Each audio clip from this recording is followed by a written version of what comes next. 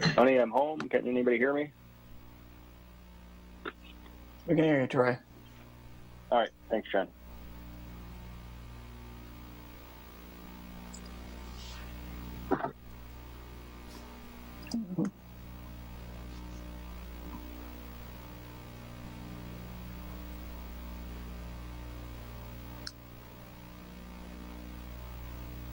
All right, it's 6:30 on my watch. Lisa, if you're ready, we'll get started.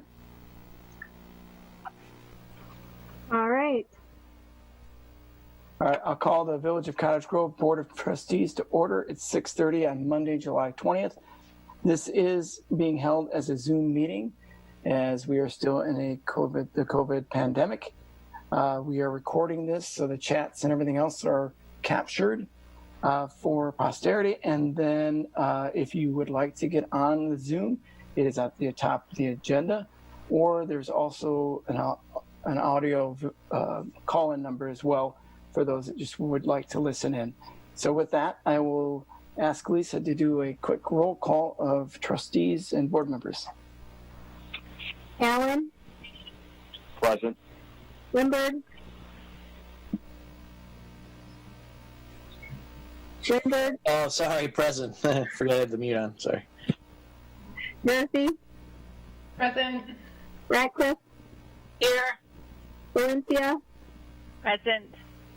Vandervelde, Here. and Williams. Here. All right, we have a quorum and the agenda was properly posted. And the next we'll start with the Pledge of Allegiance. So find a flag.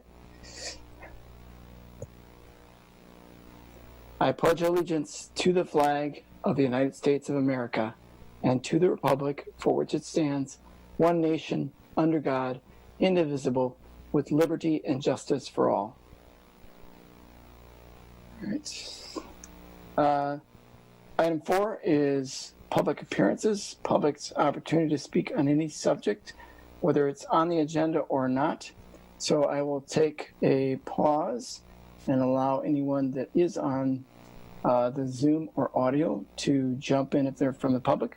Again, please state your name and your address and hold your comments to 3 minutes in case we have multiple folks that want to speak.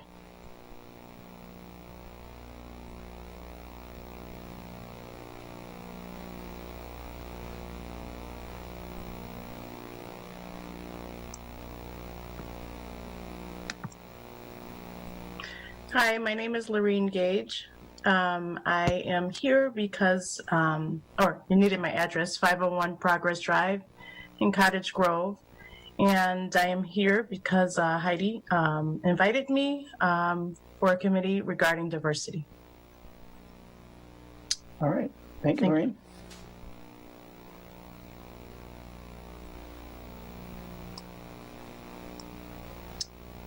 All right. Anyone else? All right, then we'll move on to item 5 then, is discuss and consider the meeting minutes from a regular board meeting from July 6th. Any edits or comments, or is there a motion to approve?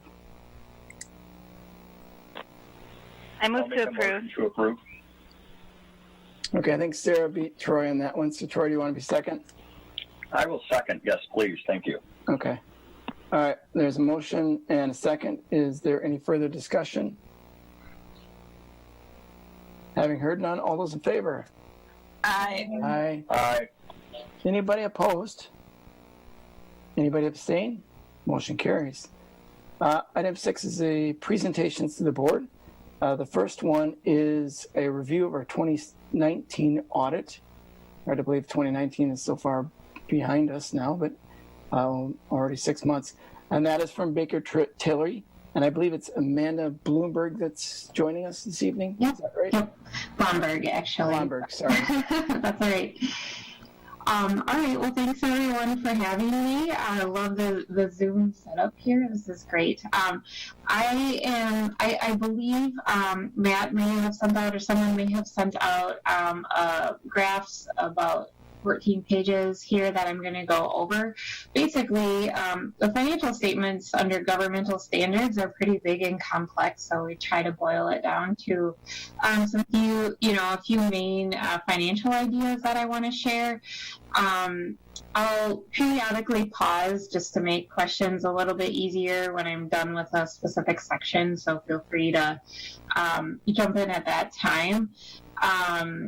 If there are any other questions unrelated to the information that I presented, feel free to let me know. I'll try to move through this pretty quickly to make sure that we don't spend a ton of time on it, but I'm going to share my screen right now, if that's okay. All right, does everyone see the document that I have that says report to the village board? Okay. Yes. Awesome. All right, so I'm just going to flip through this. So we're going to start out talking about the general fund and the fund balance of the general fund. As you probably know, the general fund is the main operating fund of the village. It has much of the general operations, administration, public works, public safety, all of those types of costs in there. And it's also where a large part of the property tax levy goes to. So this does get more attention from outsiders as they're looking at your financial statement. So we do like to focus on the general fund and specifically the fund balance, which is the equity or reserves, basically assets minus liabilities, what's left over at the end of the year to be used for future purposes. Fund balance is broken into a number of different categories. For the general fund, we have non-spendable, assigned, and unassigned. So you'll see there's no restricted or committed pieces here. We have some general definitions here, but generally non-spendable means that we have reserves tied up in assets that can't be liquidated. Generally, these are in the form of long-term type assets or maybe prepaid items. In this case, there's a small amount of prepaid and a small amount of delinquent, like special assessments that are owed that can't be necessarily collected and liquidated in a short amount of time. But the majority of this $222,000, just over $200,000 actually, is related to advances to other funds. Generally to the TIF districts is where these advances go. Sometimes a form of financing for TIF expenses, especially early on in a TIF's life, will come from the general fund or potentially a different fund. And so that is the situation here where just over $200,000 is being advanced. Again, what this means is that we have an asset in the general fund that just can't be liquidated necessarily very easily. There is some background noise, so I just recommend to put yourself on mute if you can. Thank you.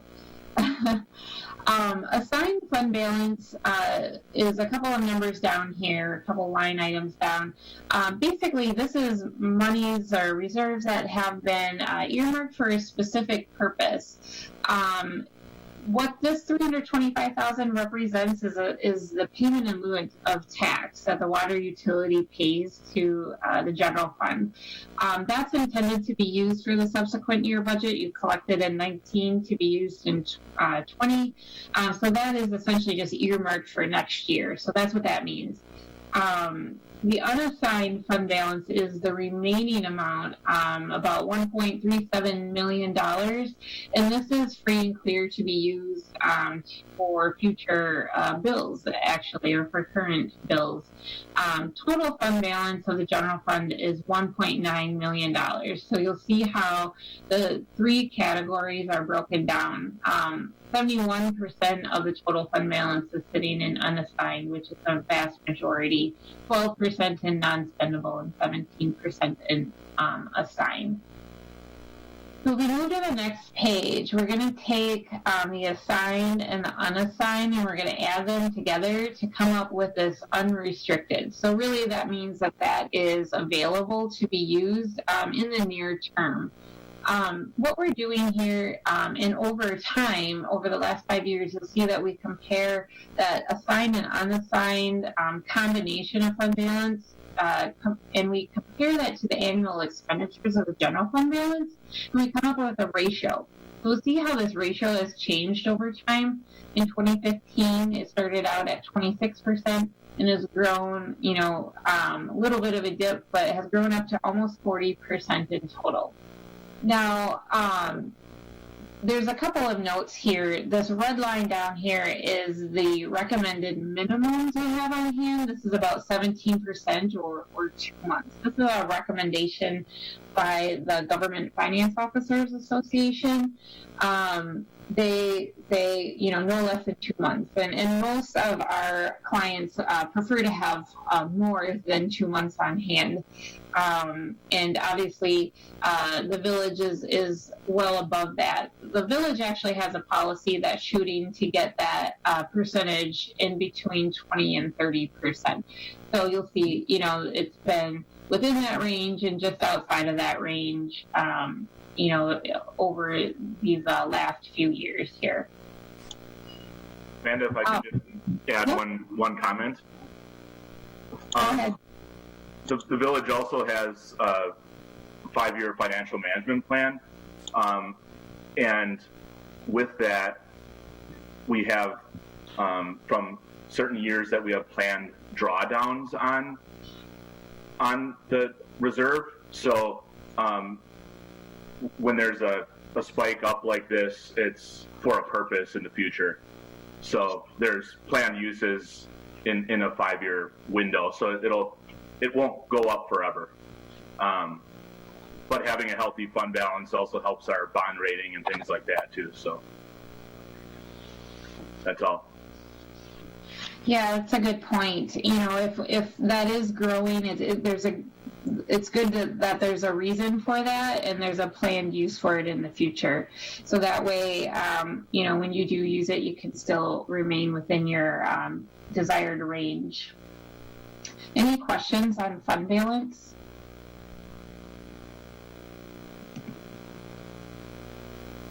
All right, I'm going to jump into debt, general obligation debt specifically.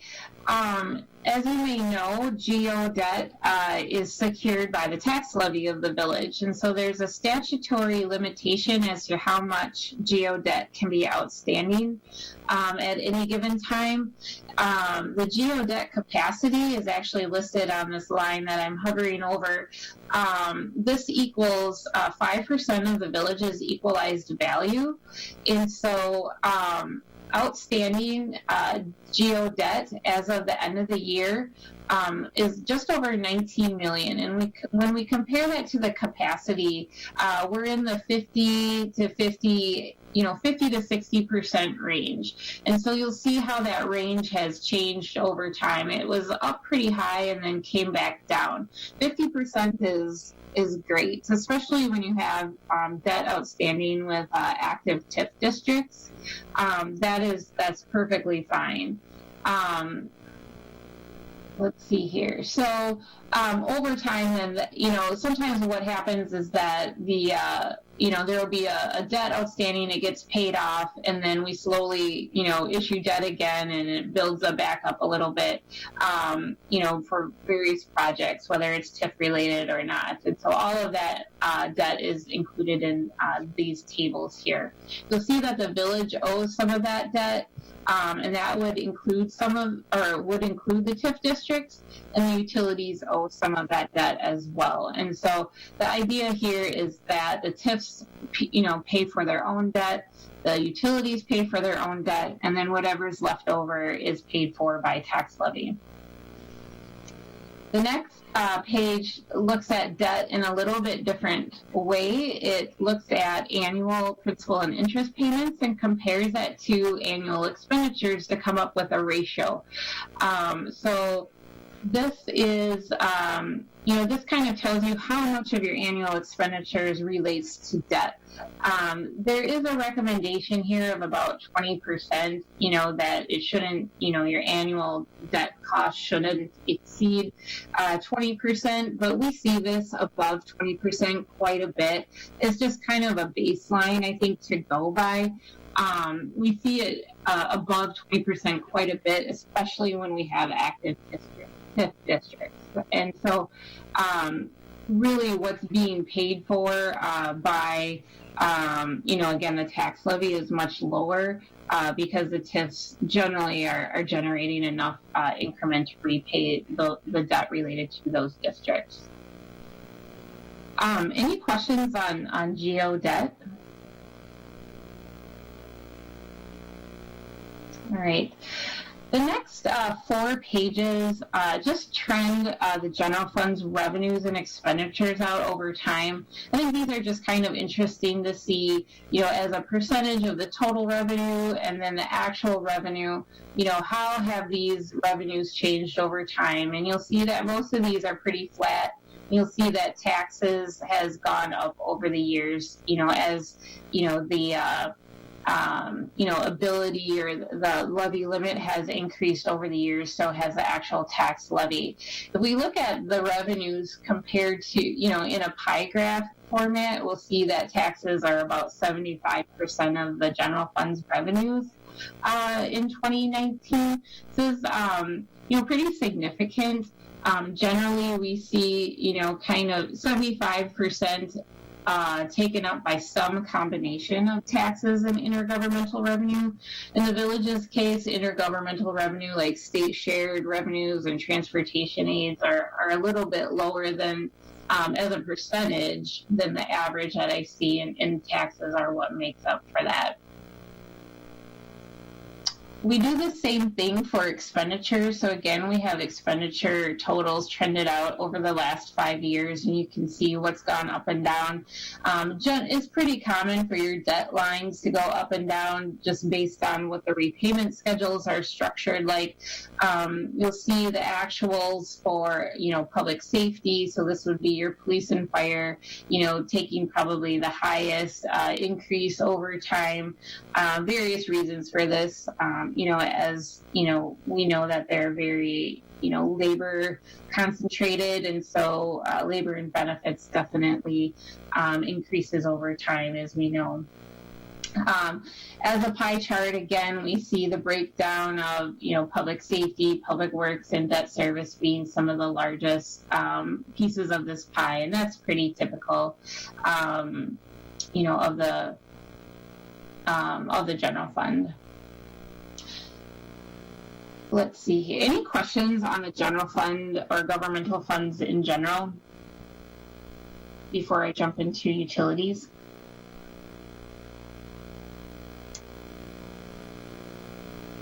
All right, hearing none, we're going to start with the water utility. This is an analytic, or again, trending information over the last 5 years of water that's been sold over the years.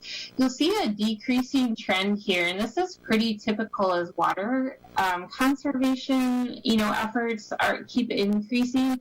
We do keep seeing a decrease in the amount of water being used, and especially in that industrial customer line. You'll see we're at 30 million gallons in 15, and we're down to 25 million gallons in 2019, probably even with some industrial growth in the village. And so we know that there's been a lot of conservation efforts, especially with your highest customers. In the middle of the numbers here, we have operating revenues compared to operating expenses, and that translates into this graph right here, where we have the revenues in blue, and we're generally hoping that those are going to be over or above the expenses that are here in red. So this just shows how much income we're generating with operations.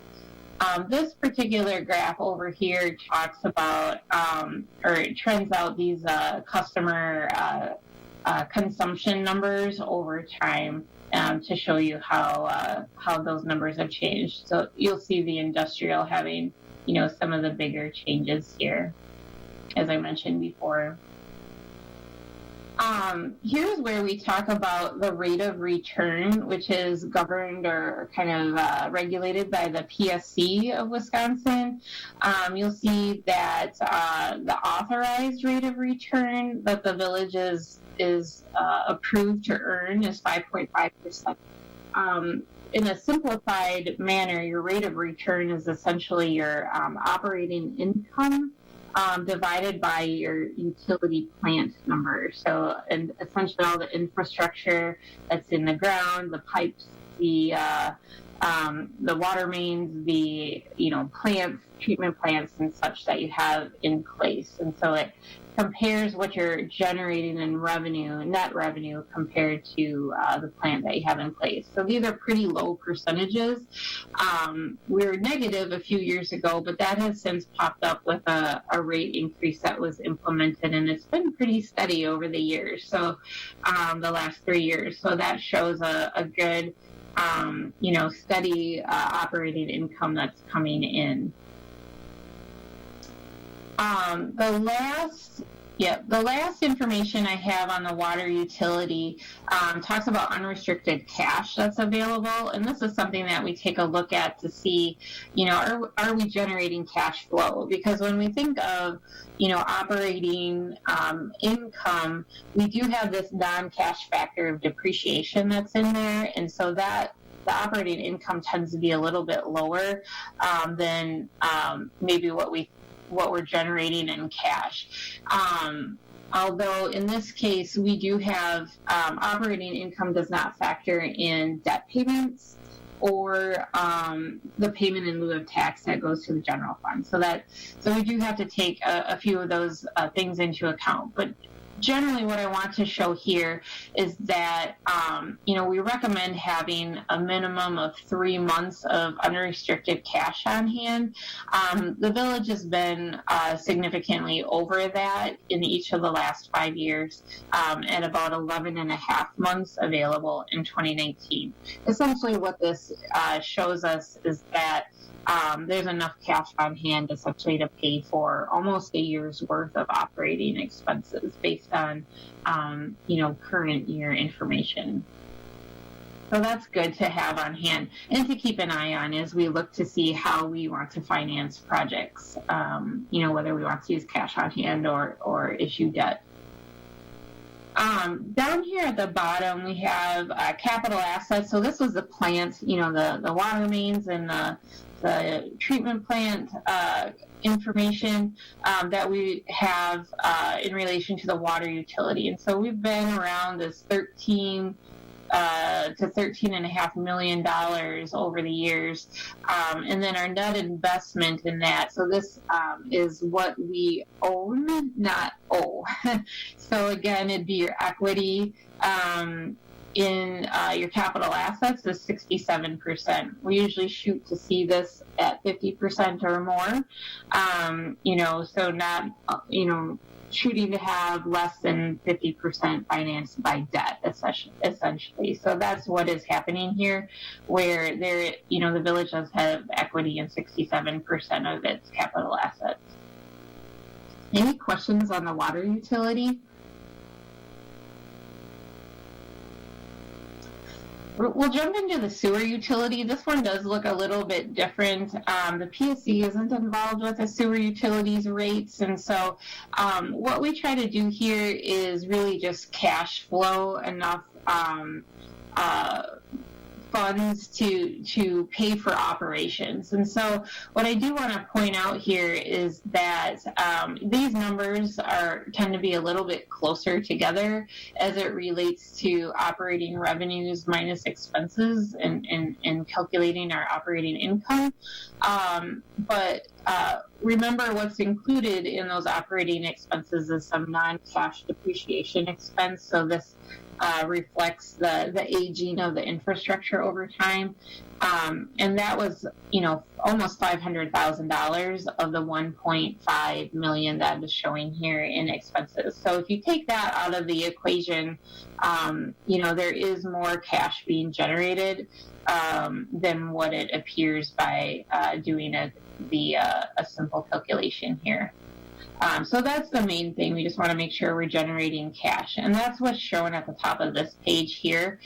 You'll see that, sure enough, the utility is definitely, generating some cash. It's gone from $950,000, dropped a little bit, and now it's back up to $1.2 million. So that's what we want to see. Again, that's about 8 months on hand of the year. Again, our minimum here is to have about 3 months. So again, the sewer utility has been above that. Again, we'll look at capital assets, which are in that 13 to almost $15 million range by the time we get to 2019. 62% of those assets are financed through equity versus debt. So again, that's been pretty steady over the years. So pretty consistent as far as financing goes of improvements to the sewer system. So nothing concerning here. Again, good metrics here for both the water and sewer utility as far as, I can tell with this information. Does anyone have any questions on the sewer utility specifically? So, overall, we take a look at a number of metrics as we go through here related to the general fund and to debt and to the water and sewer utilities. And, generally overall things look pretty good. I know that's what, people want to hear. Are we doing well? How are we doing? And things are going well. So, again, that just takes constant, monitoring, ensuring that, in the utilities, we're charging enough in rates to recover our costs. And in the general fund, we want to make sure that, we're keeping expenses within a budget and that we're not, digging into our fund balance, and not able to regenerate it. So that's the main thing. We want to make sure that, you don't get into a bind later on from, overspending or something like that. Does anyone have any questions on the financial information overall or any other part of the deliverables or documents that we issued with the audit? I did. The reporting and insights from the 2019 audit report that was sent out. From what I remember from last year, this one looks a little different and it's a little bit spiced up. Yeah, spicy is a good word. But in a good way, not bad. I did have. It makes it a little bit more palpable to read, or palatable. I had a question about the Appendix C of corrected misstatements. Could you just explain that a little bit, please? Yeah, so this is PDF page 34 of the Reporting and Insights document. So as part of the audit, we also, the objective, let me back up. The objective of the audit is to ensure the financial statements are accurately stated. And so as part of the audit, we do assist the village with some year-end entries that are a little bit more complex in nature. So a lot of times, that relates to, the tax roll transactions that need to happen, sometimes some debt transactions that may have happened during the year, as well as a lot of the capital asset and plant work that is done with the water and sewer utilities. We do some assistance there and helping kind of identify those costs and divvying them out and getting them recorded properly. So this is a list of the more significant areas where we helped the village, get the numbers to where they needed to be at year end. So it wasn't that they were like way off or anything. They just was like getting all the numbers to match up, or? Yeah, I mean, it can vary.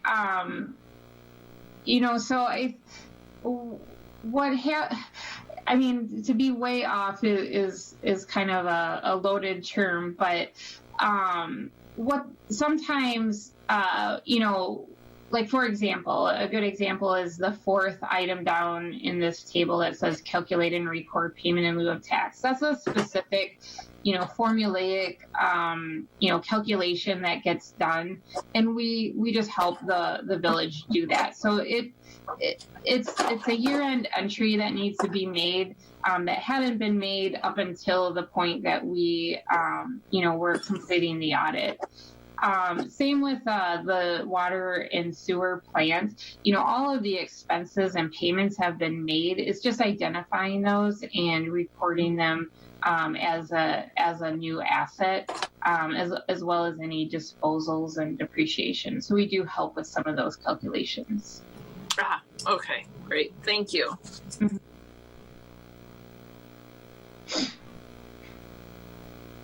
Yeah, what's interesting to know is that in most cases, the expenses and revenues that you see on a regular basis from, village management are in really good shape.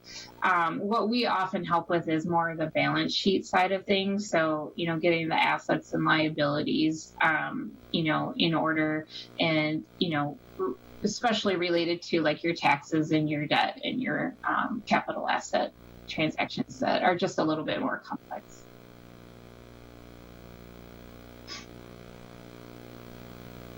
Any other questions?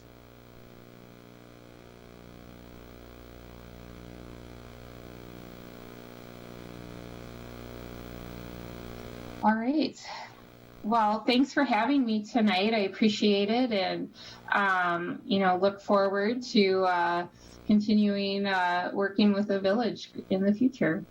So, everyone, stay safe. Thanks, Amanda. All right, thank you. Thanks, Amanda. All right, then we'll move on to our second presentation this evening, which is a presentation of development proposal from Grey Wolf regarding North Grove Corporate Park in TID number 10. So, that's me. How you doing? Okay. Hey, John. All right. Hey, can I start off by asking if I don't know how the controls work for sharing the screen. If I could have my brother Paul is on the call as well, and if you could make it so that he could share the screen while I'm talking, he'll put up a few items for us.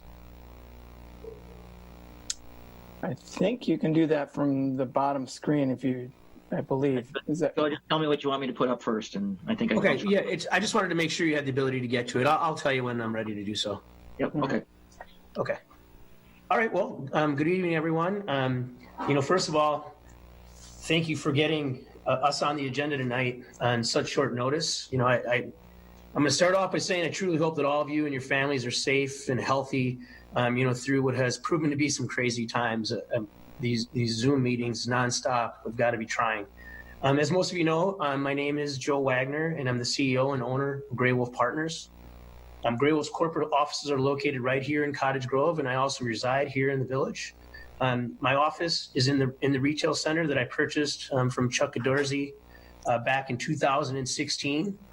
And since that purchase, we've leased up the entire building, about 1,500 square feet. That also includes the restaurant that I own in BB Jack's. We're very excited about the groundbreaking for the new Comfort Suites, which will be next to the retail center in August. Unfortunately, with the COVID restrictions, we have to temper what I think would be a heck of a party, but we're very much looking forward to getting this project out of the ground. In each of those endeavors, we've worked with the village hand in hand, with the board and with the village administrators to strike what we believe are truly win-win deals. Tonight, I'm looking to propose to the board another transaction which I believe will result in a win-win scenario. In this meeting, I do have Todd Rizzo, Paul Wagner, and Scott Ciano, all of which have played integral roles in the aforementioned projects, but are continuing to play a role in the proposal that we have tonight. So if there's some questions, they're available to answer anything that you might have. Todd Rizzo also wrote a letter in early June that I believe most of you have received as a written request for financial support that we're asking about tonight. He did a wonderful job. If you have time to read this when you're considering our request, I think it really does a good job in explaining why Gray Wolf, why now, and really the but-for analysis, but for the assistance from the village, this project would not be feasible. I'll do my best to paraphrase many of the thoughts that were in that letter, and in some items you'll see or you'll hear as being repetitive, but I think they're important, so I'm going to try to highlight them. Tonight, I'm both excited and appreciative for the opportunity to advance the vision established by the Village of Cottage Grove and the Community Development Authority for the development of the Northlands area. Over the last several years, we've assembled approximately 122 acres within the Northlands area, and therefore will control a significant portion of the land in tax incremental District 10.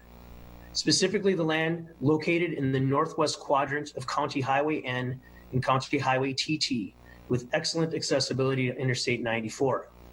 I've asked Paul to share his screen so we can take a look at what amounts to one of our marketing tools that we've been using to try to get the word out on this great location.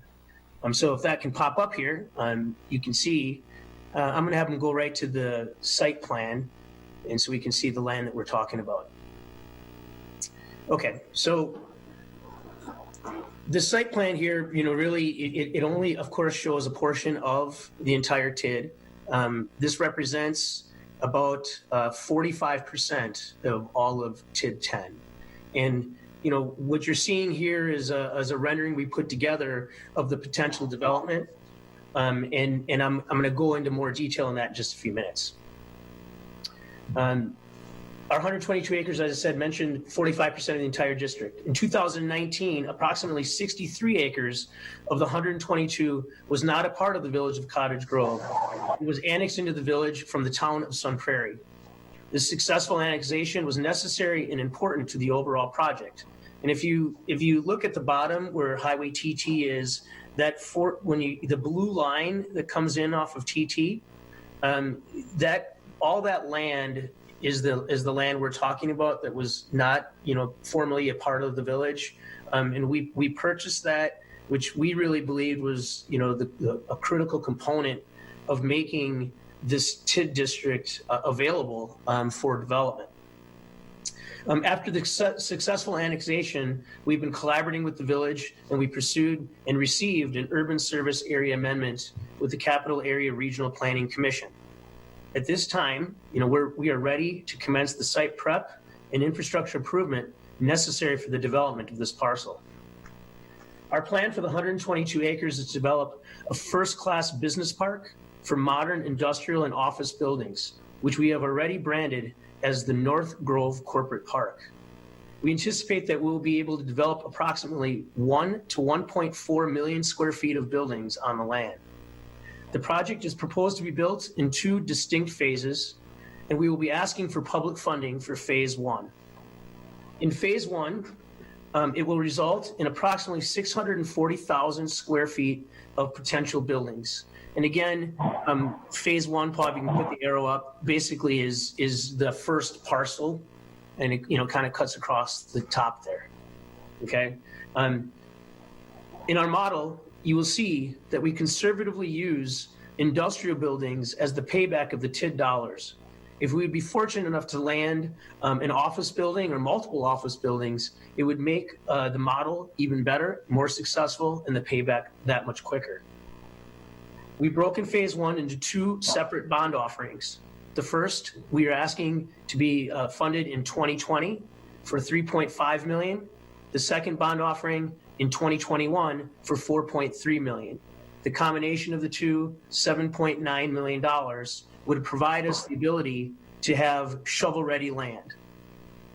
Before I turn this over to Scott Ciano to discuss and show you the model in detail, I think it's important for us to really go through why this investment and why it is time today to move this investment forward, okay?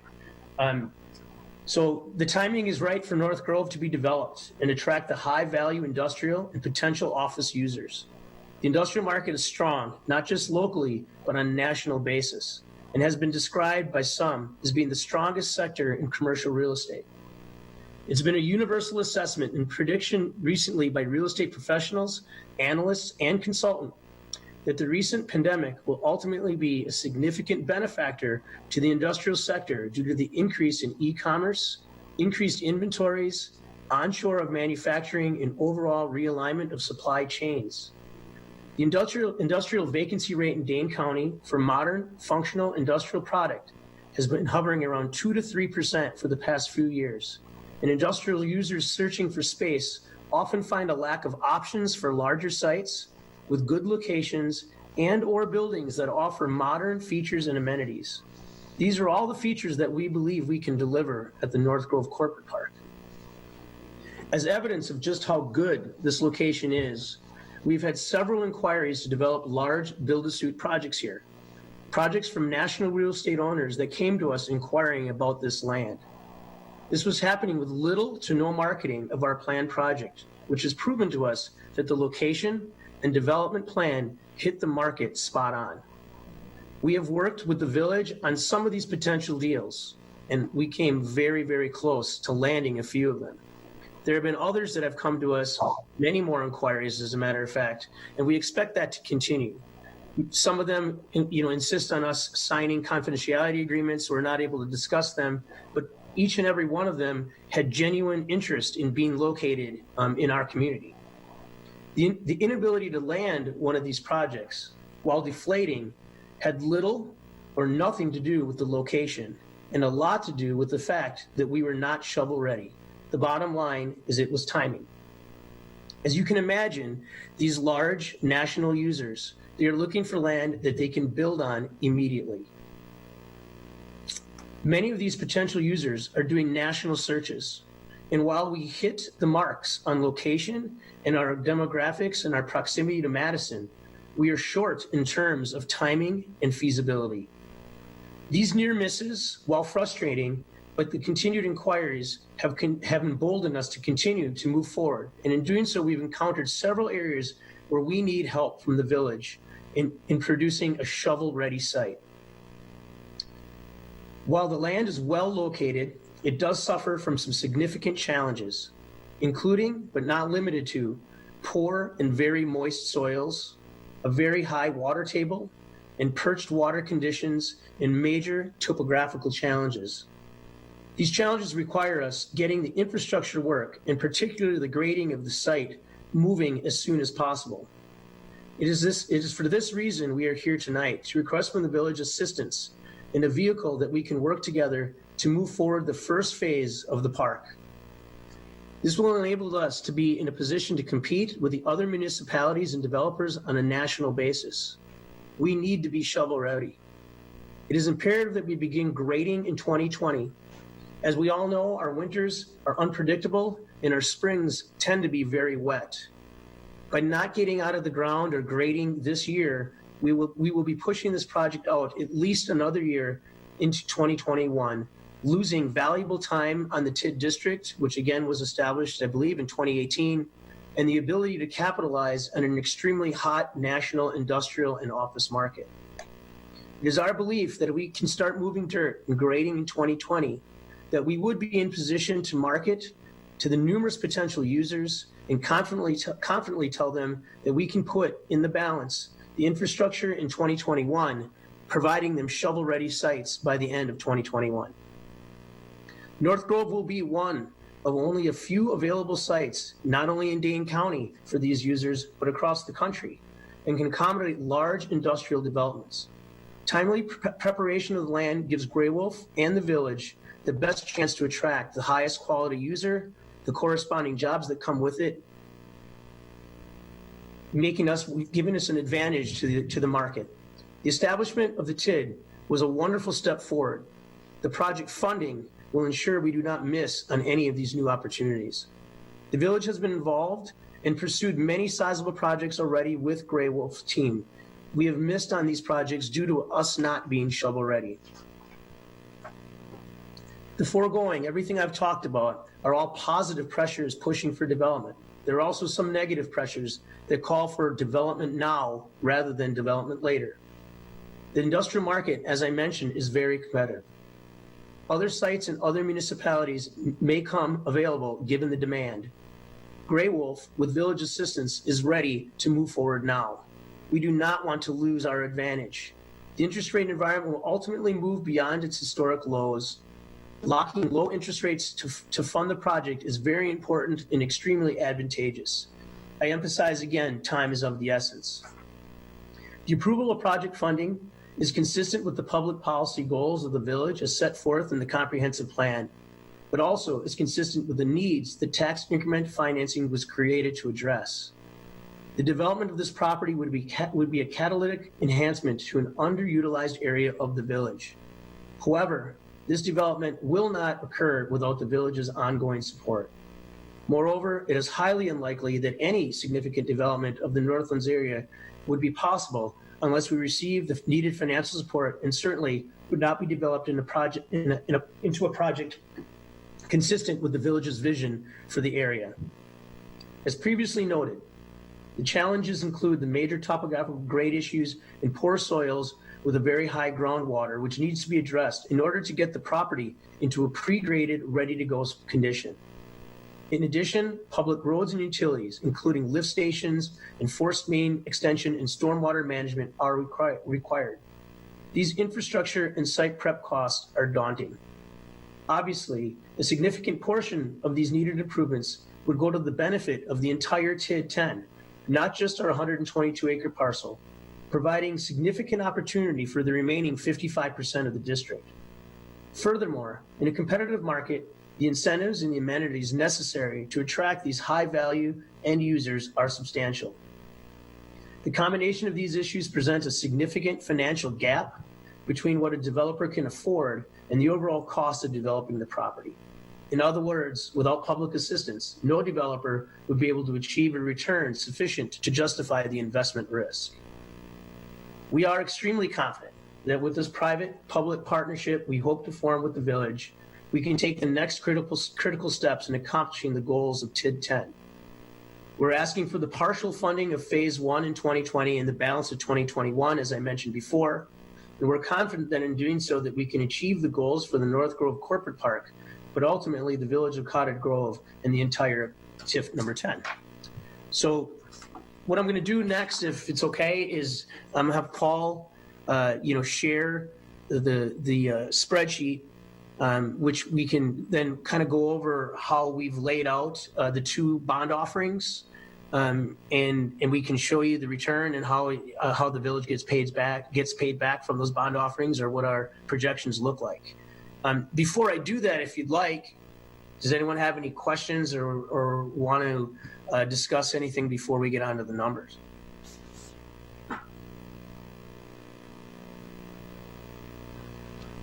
Anything from board members?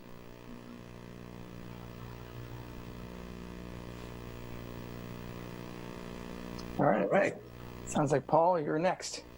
All right, Paul, if you could put on the spreadsheet for Scott. Oh, sorry, Scott.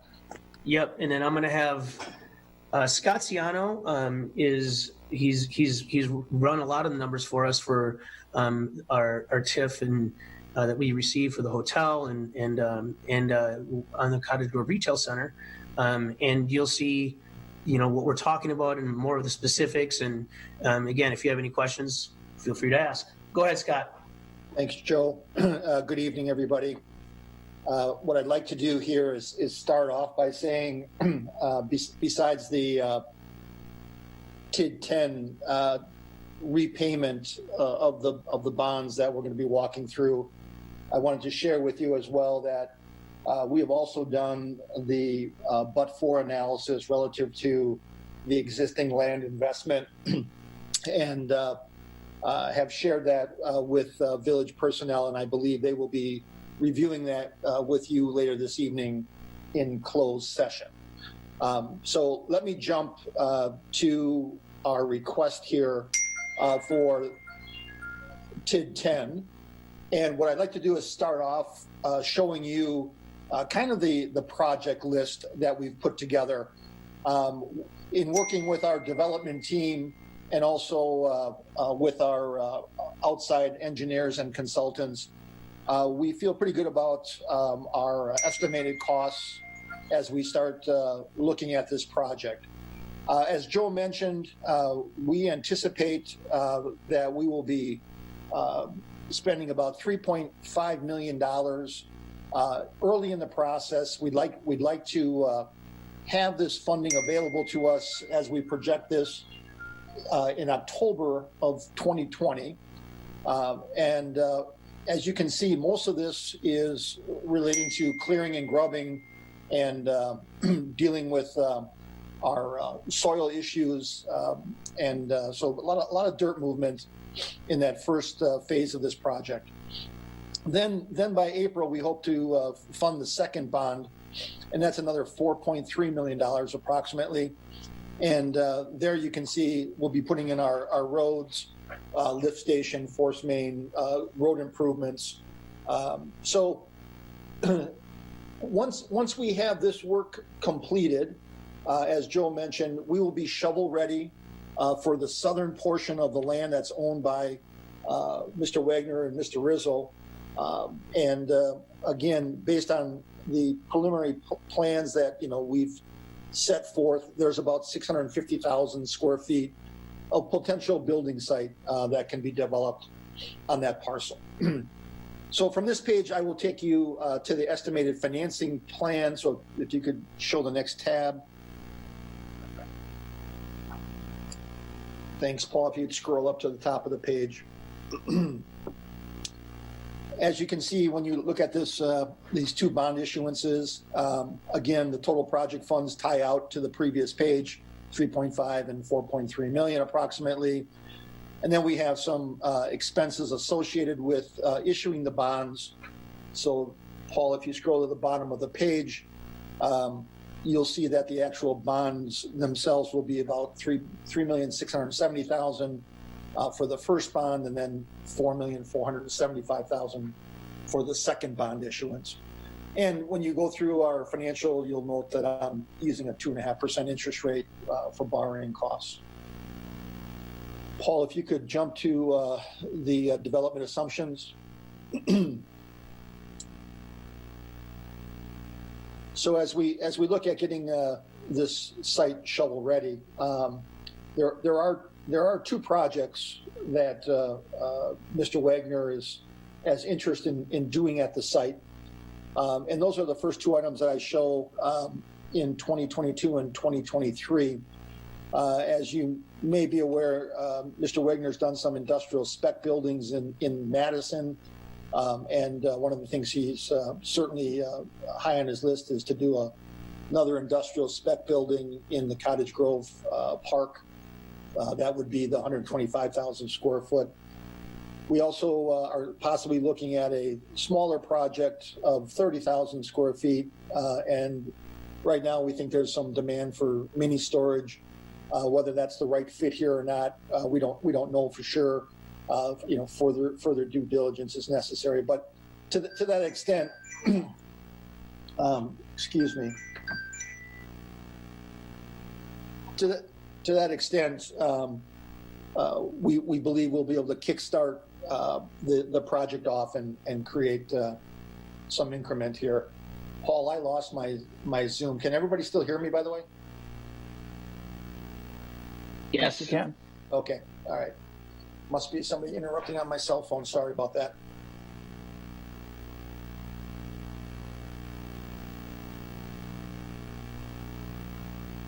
All right. Paul, I've lost your screen. I'm just going to pull up my spreadsheet on online. So bear with me a second, please. Thank you.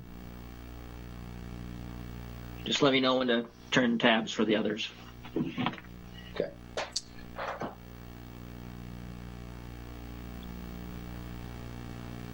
So beyond the two projects that Mr. Wagner has interest in putting on the site, we have built out a model whereby we put up another 120,000 square feet in 2024, and 110,000, 92, 135, and 36,000. And that finishes out our 650,000 square feet of space at this particular component of the development. We don't know who those users are going to be, but in our analysis here, we believe we've been pretty conservative with a $57 per square foot increment creation. As you are all aware, we think we may be able to find a office site besides industrial. And as you know, the increment created with an office building is substantially higher. So we believe we have, some comfort in, these numbers and certainly a doable plan with respect to this development. I'll then take you to the increment revenue projection. This is a model that, I'm sure you've seen before from your consultants at Ehlers. This is just running out our increment that we add each year at your 23, 28 tax rate. And at the end of the day, we're creating about $12.6 million of tax increment through 2039 on this particular project, which then takes me to the cash flow projection tab. And again, this is a model that I'm sure that you're familiar with. If you first two columns are projected revenues created by the increment. Then we have two columns of general obligation bonds, the $3,670,000 and the $4,475,000. Again, time being of the essence, we'd like to get the first bond issuance done by October 1 of 2020 so we can start moving the dirt before weather impacts us negatively.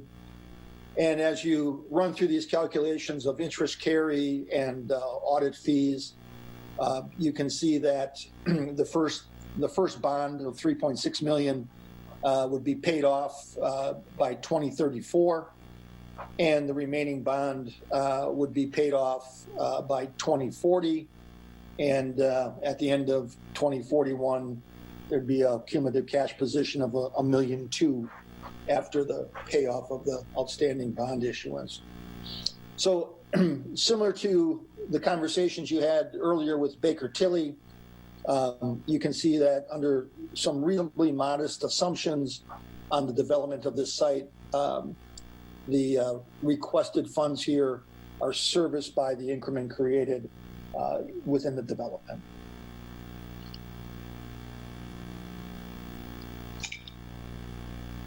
Does anybody have any questions on this analysis? This is Sarah Valencia. A question for you. I just want to confirm you're asking that the village pay the entire $8.1 million, right? All of these bonds. That's all 100% village paying that. Yes, just want to confirm. Correct. Yes, that's accurate. Okay.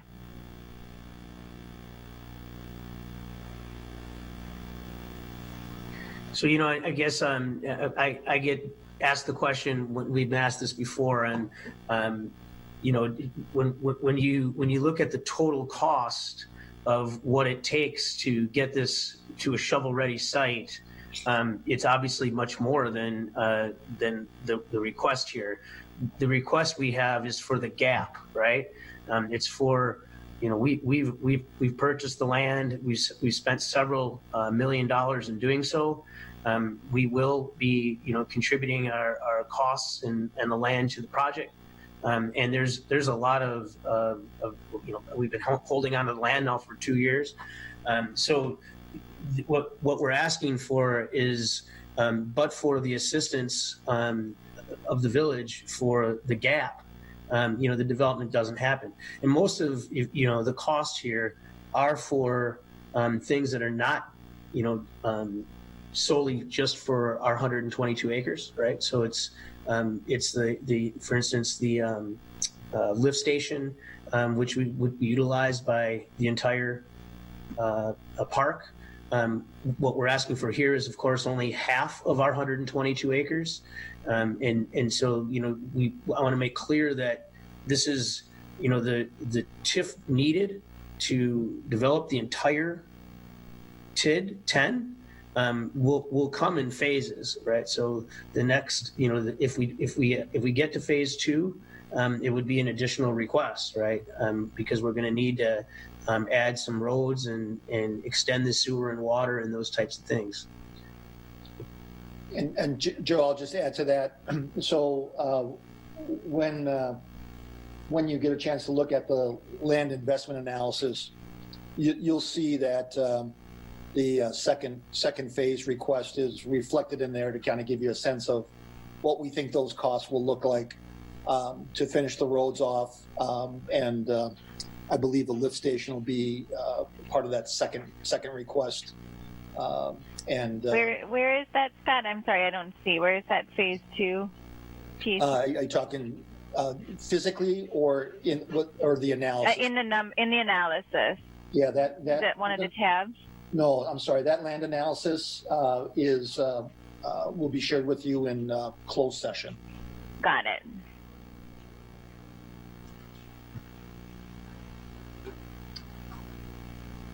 It's a good question, Sarah.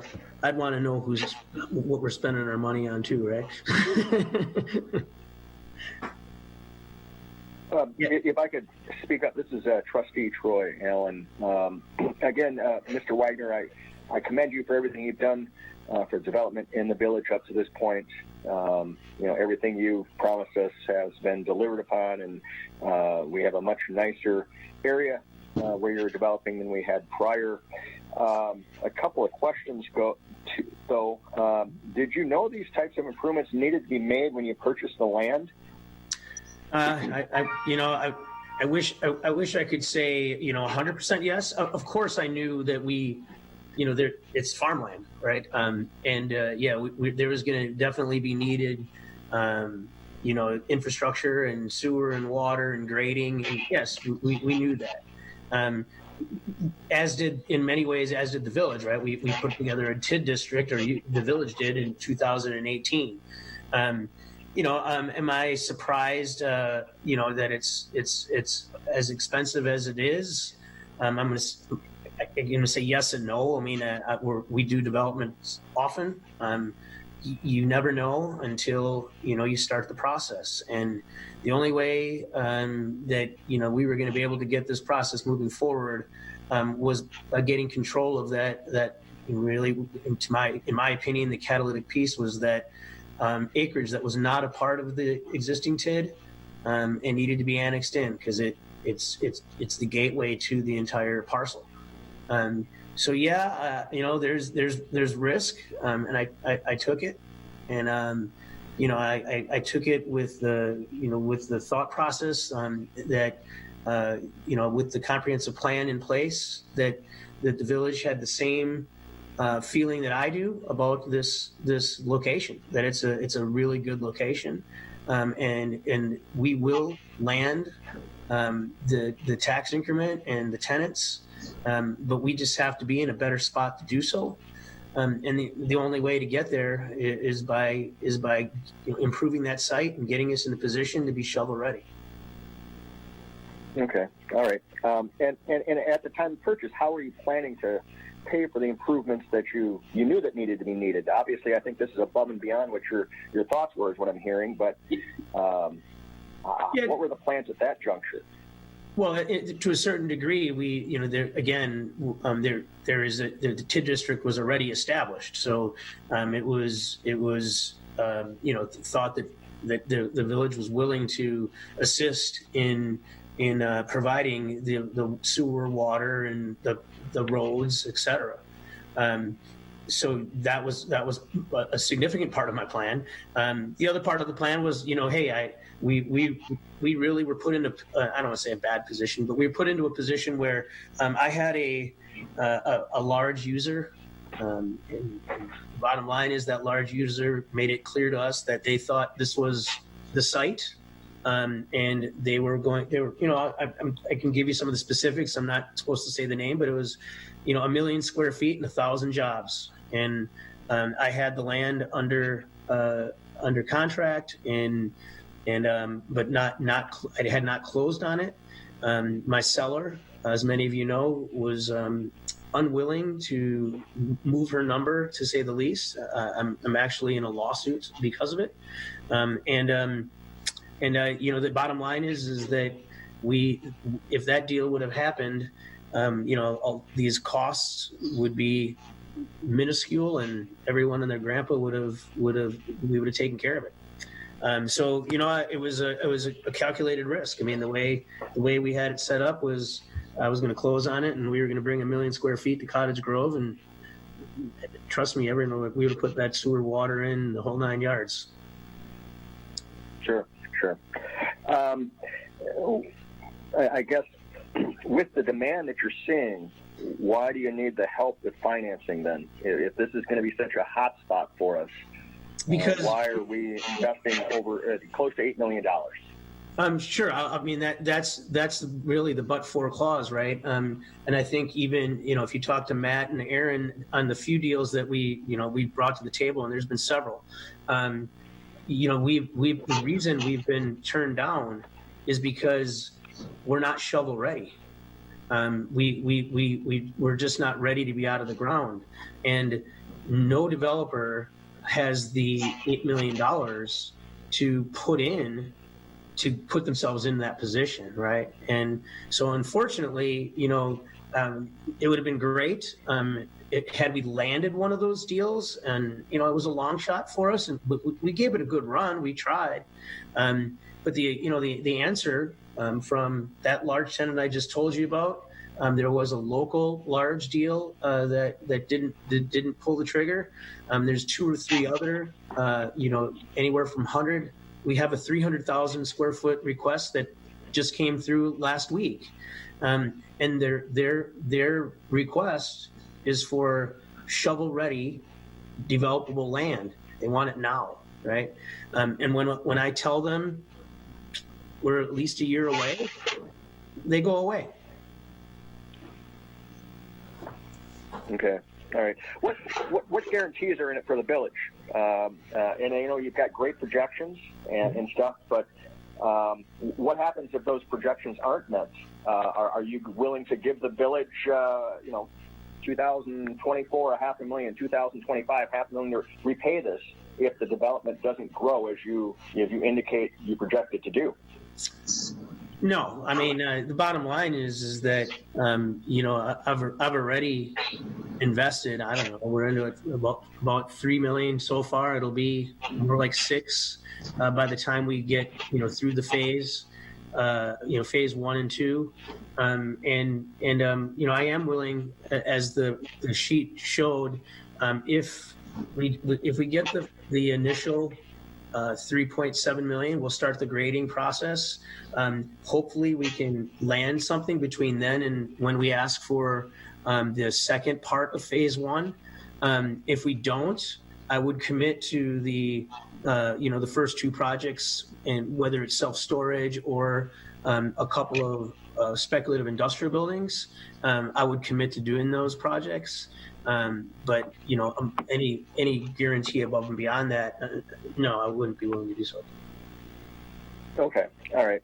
I mean, with the money you're asking for, I almost feel like we're partners, and we should share in the profits that you're gaining from that in investment. And I appreciate what you've done and what you've invested so far, but that I believe is a risk that developers take, and this is going to limit the village and our borrowing ability moving forward.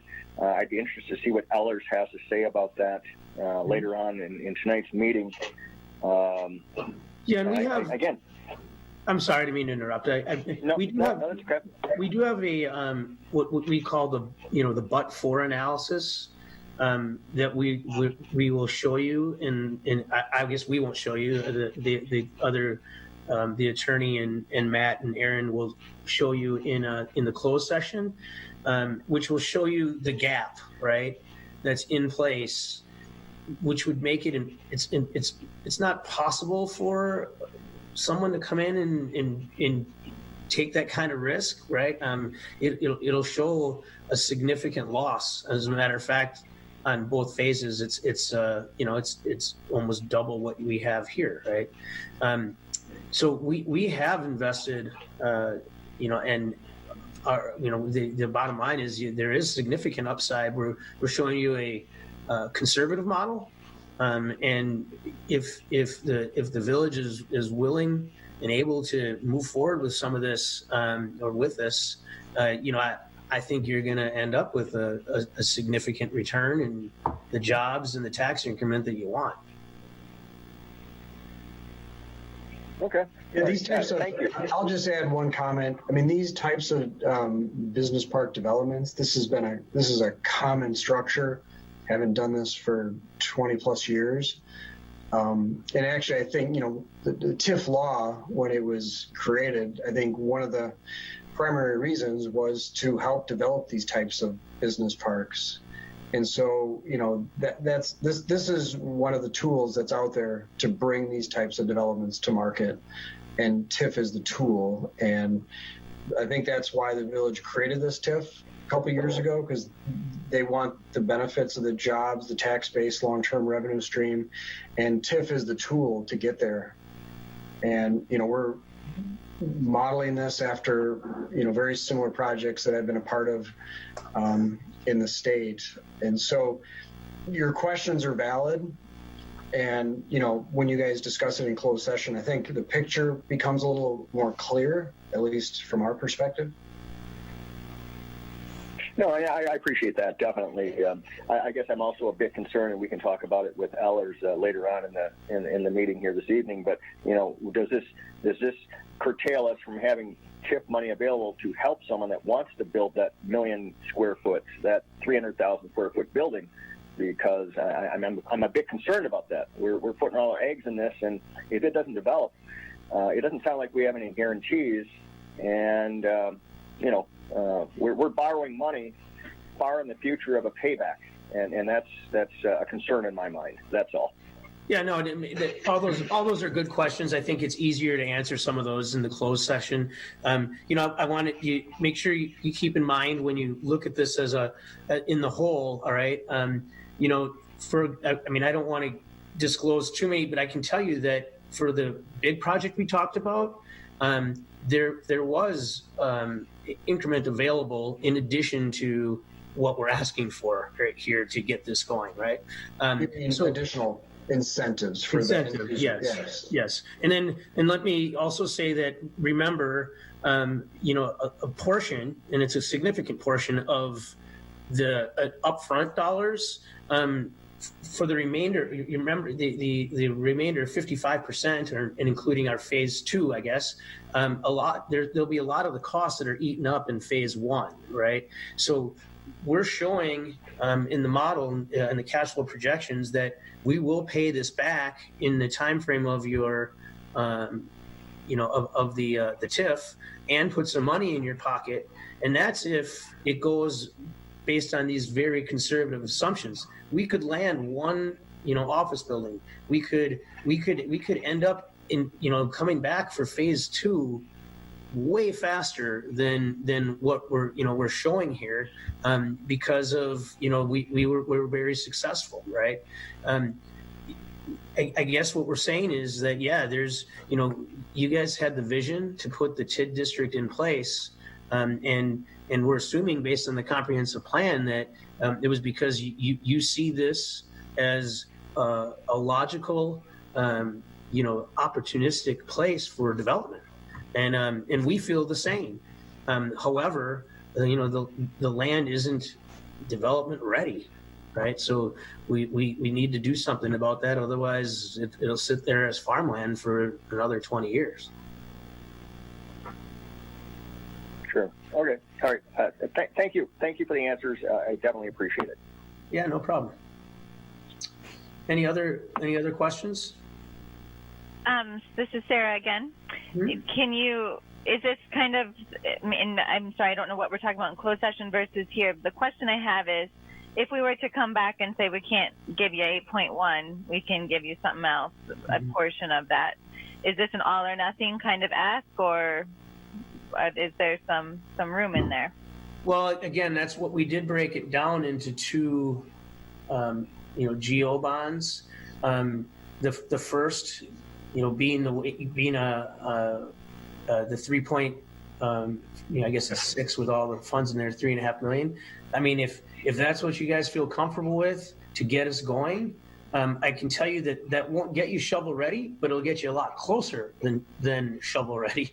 And then, we can see if we start moving the land, maybe we don't have to, maybe we have a project that we can say, hey, this project will give us the guarantee or the payback that you're looking for to make the next, phase 2 investment, right? And you can understand why I can't necessarily guarantee development on the first 3.6 because it wouldn't be development ready yet. Does that make sense? So the first 3.6 here is going to be used for grading and for moving the dirt and for getting things ready. However, there won't be any roads, the utilities won't be pulled. I wouldn't be shovel ready. I'd be closer to shovel ready, and I could, we can use that to marketing, and maybe that's the way we should have done it. However, there's nothing to guarantee because you can't build a building yet. Yeah, Sarah, just a follow up on that is, we spent a good part of 19 studying this land. As we talked about, there's a lot of challenges with the site, and probably the biggest is just the topographical variation. When you develop a business park and you're trying to create this flexible plan, it just requires a lot of dirt to be moved. So in addition to the dirt side of it, we really did study all the infrastructure, and we're trying to create the most cost-effective plan, but yet also bring to market the most marketable and in demand, what we think, types of sites. So, you can break down, call it our phase 1 to smaller phases, but you get into a point of inefficiencies where, yes, you can save some costs, but there's a certain critical amount of work you want to do. So, there's things like a lift station. Well, the only way to get one user to get on sanitary sewer is to have a $500,000 lift station. So there's certain fixed costs that will have to go in, but, you could ease in less of the infrastructure if you want, but then, we think bringing in half the land really brings us the best potential to attract the most wide variety of users. If we only bring in a small percentage, then we can only probably accommodate smaller users. And what we're trying to do is offer that flexible building plan to attract medium to large that, we can assemble some of the parcels to attract. So anything's possible. We're trying to bring forth what we think is the most logical scenario in terms of phasing in. So what I'm hearing is that there, regardless, it doesn't sound like there's any gray wolf dollars that would go into any of these parts of shovel ready. If we were to say we can pay for X, Y, and Z, gray wolf wouldn't then pay for, what are my other letters? A, yeah, B, and C. we're incurring costs which are in the stuff shared in the closed session, which shows our costs of doing things to further development and projects. And when you look at that model, you'll see where our return falls, and if we add certain costs in, how that turns it upside down. So I know what you're asking, but we're trying to be, we've talked with Matt and everybody ahead of time and what we're supposed to talk here versus in closed session. Right. Okay. But I don't want to steer you off course. Yeah. I mean, to answer your question is, we're not, of course there's ways to slice it and dice it if it has to be, but our expert experience in this is that, this first phase of, it's 64, 62 acres. Once you net out, the area for the roads, and that map that was showed earlier really, shows that you have a good variety of site options available in that scenario. if you cut that in half, I think you start losing some of the potential. All right. Any other questions for Joe or Todd or Paul? All right. Thanks, guys. Yeah, thank you. We appreciate it. All right. Thank you very much. All right. Then we'll move on to. If you guys have any questions, I think we talked ahead of time with Larry and Matt. You guys can text us if there's some questions you have, and we can either log back in or respond in another, media source to get you those answers as you discuss. Okay. Thank you. All right. Don't move on to unfinished business. Item 7, that is to discuss the village board list of priorities. Matt has a memo included for the first we were chunking this out as we discussed last meeting. So Matt, do you want to kind of start walking through the memo? Sure. The board asked, the first one to discuss was the race, diversity, and inclusivity priority. And part of this exercise for me was to go back through staff goals. And even though this wasn't a direct priority in the last process, I just went through and pulled out some items that could potentially fall in line with this priority based on how it was described by board members. And then that also just gives you an idea of what's currently going on, and if there's other things that the board wants to bring forward during future meetings or during the budget process. This kind of lets you know what staff's currently doing. And then the other item was economic development, and there's of course that was the number one priority, and that's kind of a long-standing priority in the village, and we have a well-established list of items that we're working on in there, but we can certainly always do some different things too, but that gives you an idea of what we're working on in 2020. So from there, it's really just a general board discussion and yeah. Okay. Any questions on what you see?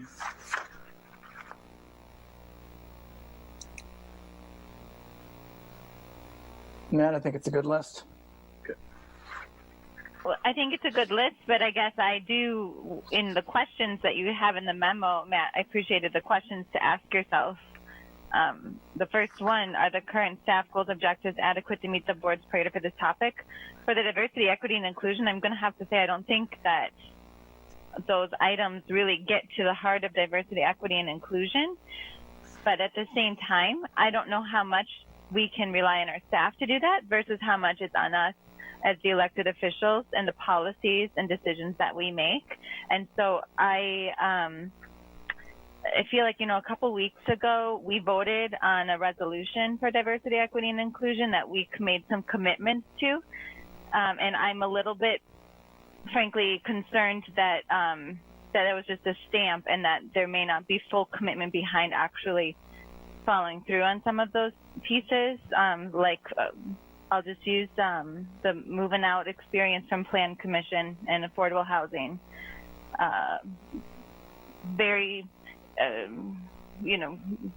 not inclusive in the way I think that some of the discussions happened. And so I think it's just, it doesn't make sense for me to have the staff go out and try to promote the village as being diverse, equitable, and inclusive if we're truly not going to make policies and decisions that are supportive of that.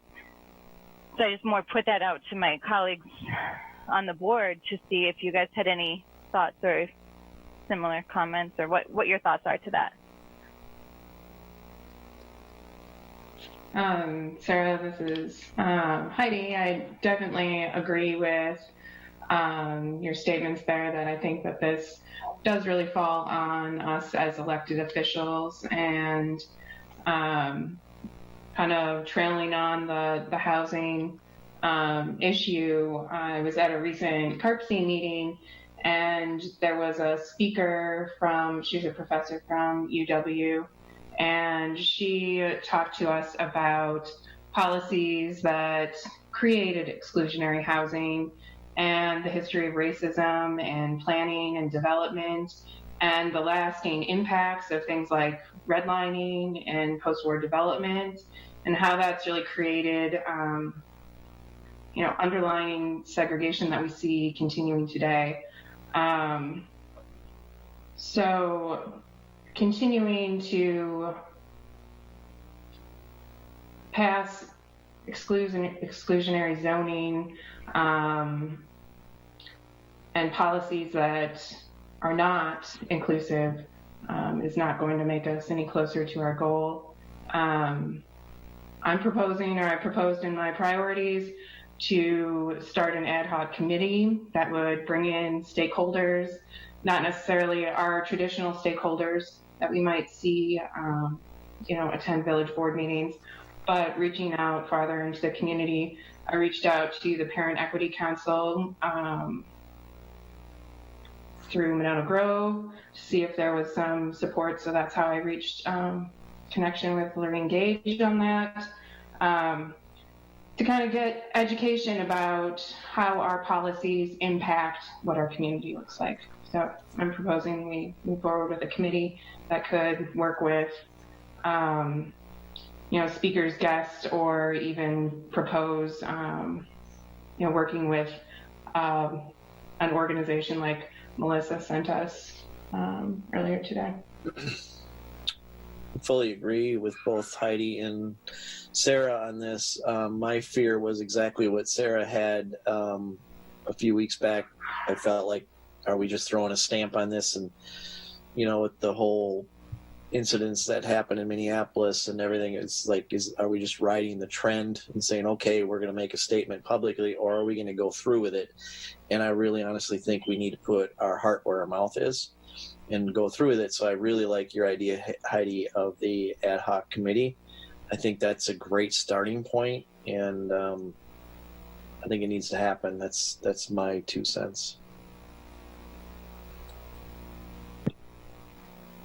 I'll chime in, and I agree with all three that went before me. I do think that we, as a board, need to have our committees review their goals and policies, ordinances, to make sure that they are being inclusive. I know a lot of things just keep going along because that's just how things have been done, and that's kind of where we've gotten to this state in our whole nation. So I think it's time that we start reviewing what it is we're doing here.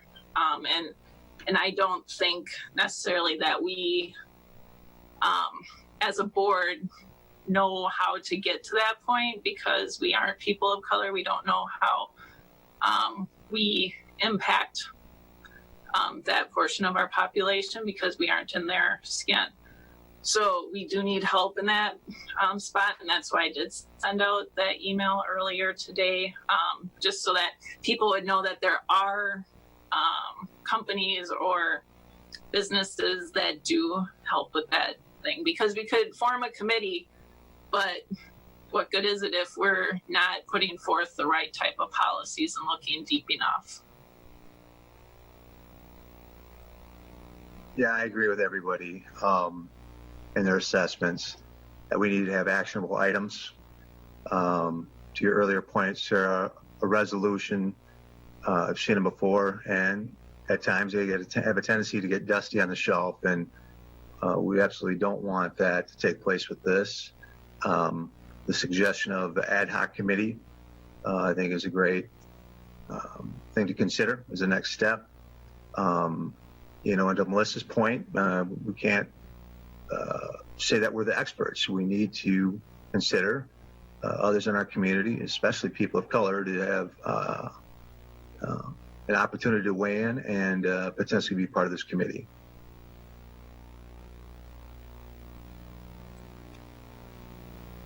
All right, good feedback. I think in what certainly Melissa sent through earlier, because we're going through budget, going through budget cycle, we certainly probably need to make a budget item to make that investment to bring in an outside group. Certainly a first step is ad hoc. I think that, we can do that.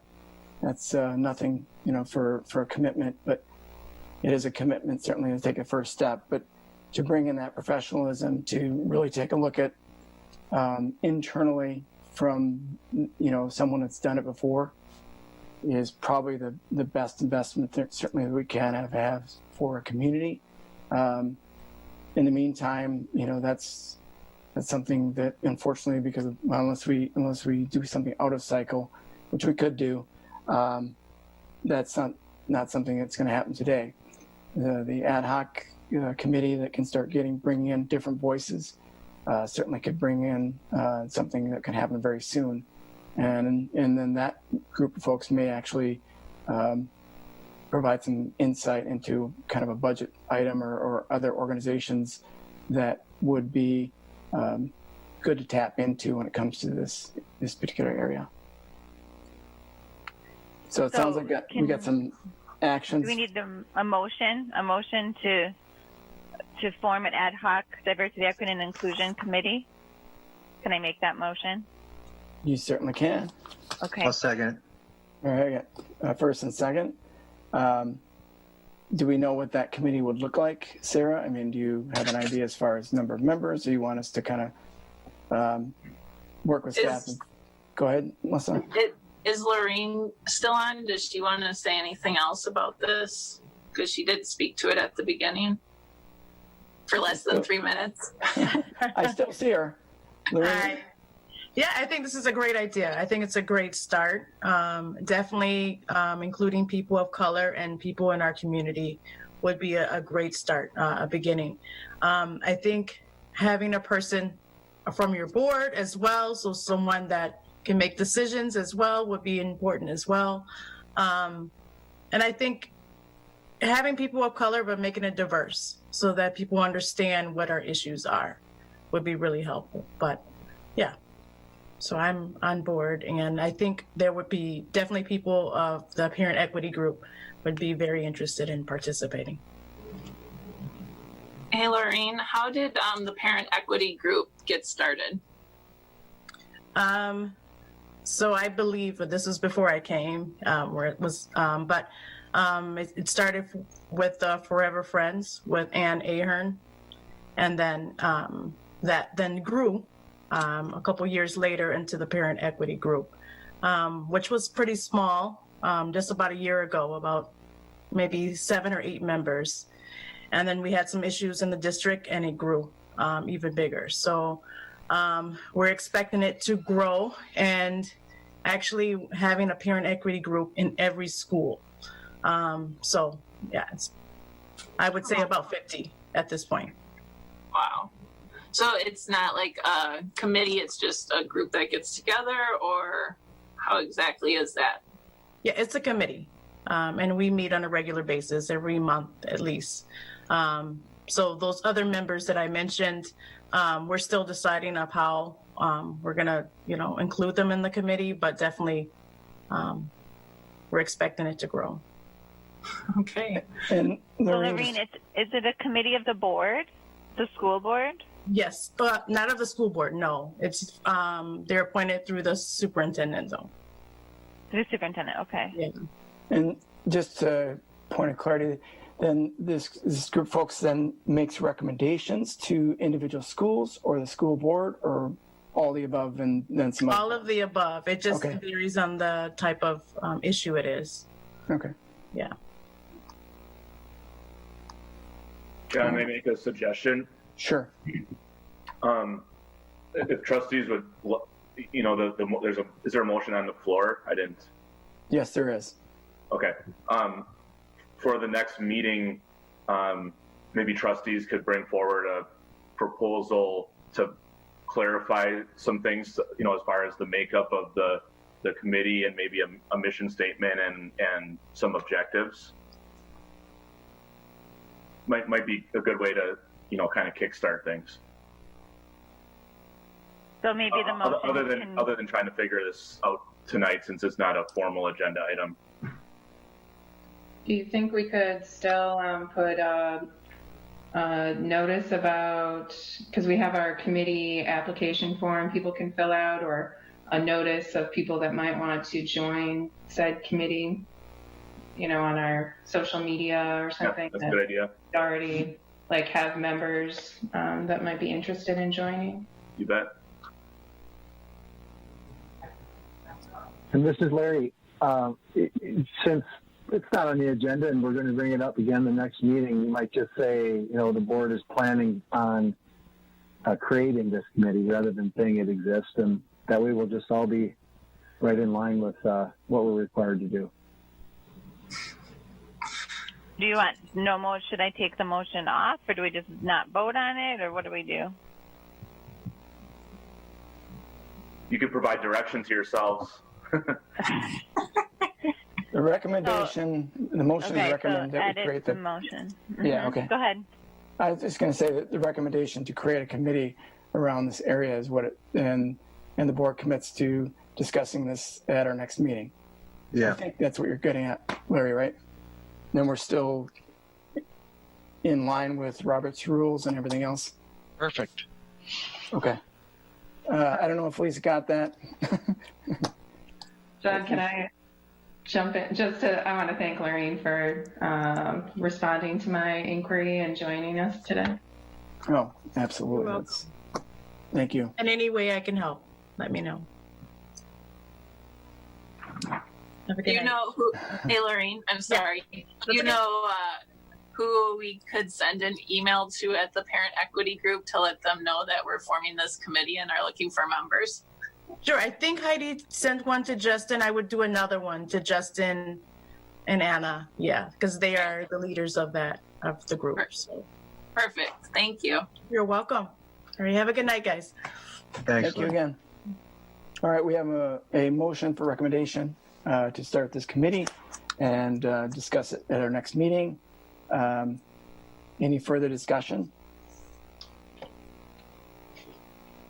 All right, having heard none, all those in favor? Aye. Aye. Anybody opposed?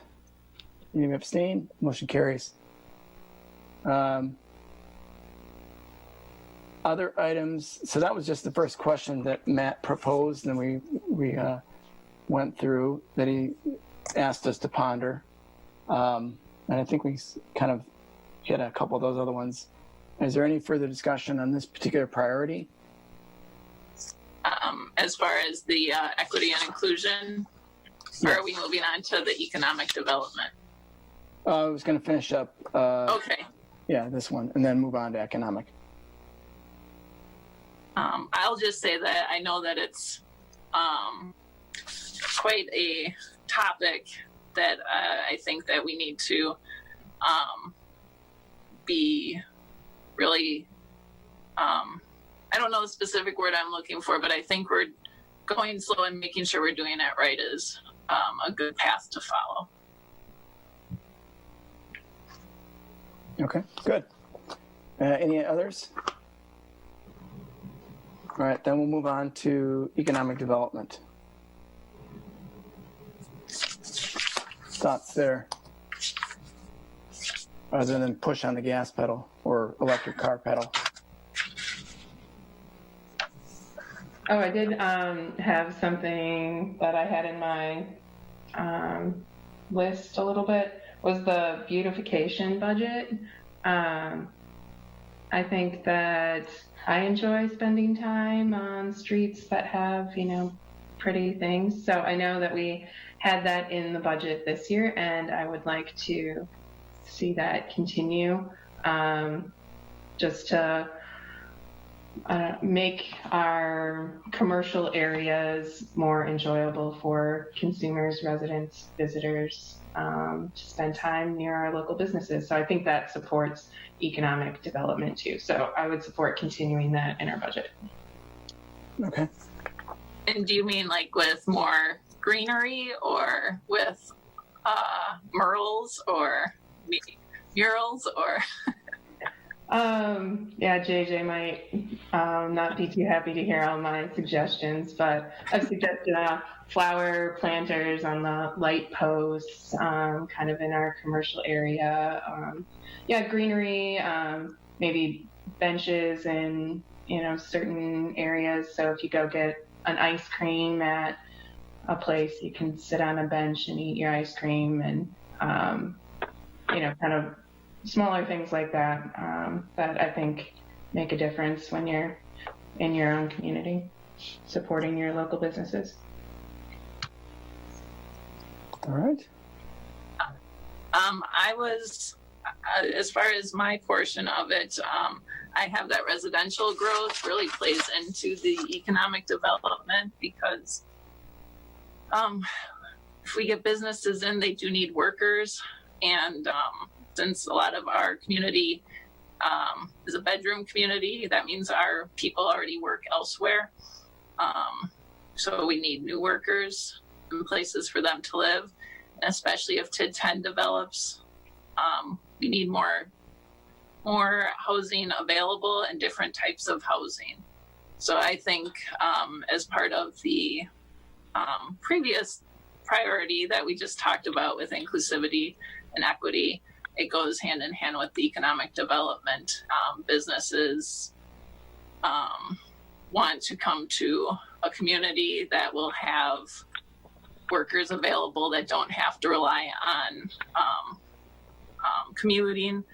And so I think that the residential growth is just as important as the commercial aspect. I see the housing committee on the list under planning, Matt, for researching housing committees. And I feel like we've had this on the horizon, but we haven't gotten it going. It's the plan. When is the plan to get that committee going? Yes, good question.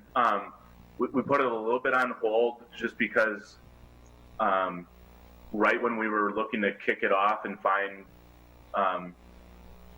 the first meeting would have been right around when COVID was starting, and we didn't really know how that was going to look for continually to meet. And we at that point we hadn't even had a virtual board meeting yet, so thought maybe that would be a little bit difficult to start during that time. But now that this seems to work pretty well, and we'll be able to move this forward. And actually, Aaron is planning on presenting a memo in the first meeting in August to go over a recommended mission and objectives for the committee. And then President Williams has received some interest for people to be part of it, and he's gonna meet with Aaron and I to go over that a little bit and figure out if we want to send out some letters to some more interested people, as well as put the info on social media that there's availability to try to drum up some more interest. But there's no reason why we couldn't get that going this fall. Good. Yep. Thank you. Yep. Other items with this particular area? There's a lot going on. I think everybody knows that. So I think, as I said, we need to keep push the accelerator in our electric car and get this thing even faster, because it'll help us obviously do a lot of the other things that I think the community wants, not only for diversity in housing, but certainly the capital to put another park in, or whatever we come up with, and whatever the citizens ask for.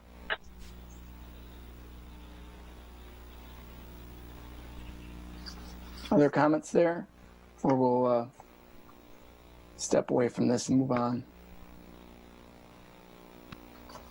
Thanks for gathering all those goals, Matt, and department heads. You bet. It's good to see what's out there, and also to add, when there's a new priority that comes on, it's that question of do the goals meet the priority? It's not necessarily a negative if it's no. So I wouldn't view it that way. It's just a way to be transparent and to see what's going on and if we want to do more. So, thanks. All right, then we'll move on to new business. The first item is discuss and consider sound amplification permit at Community Park on August 15th. And there is an attachment in there with the application. Any comments, questions?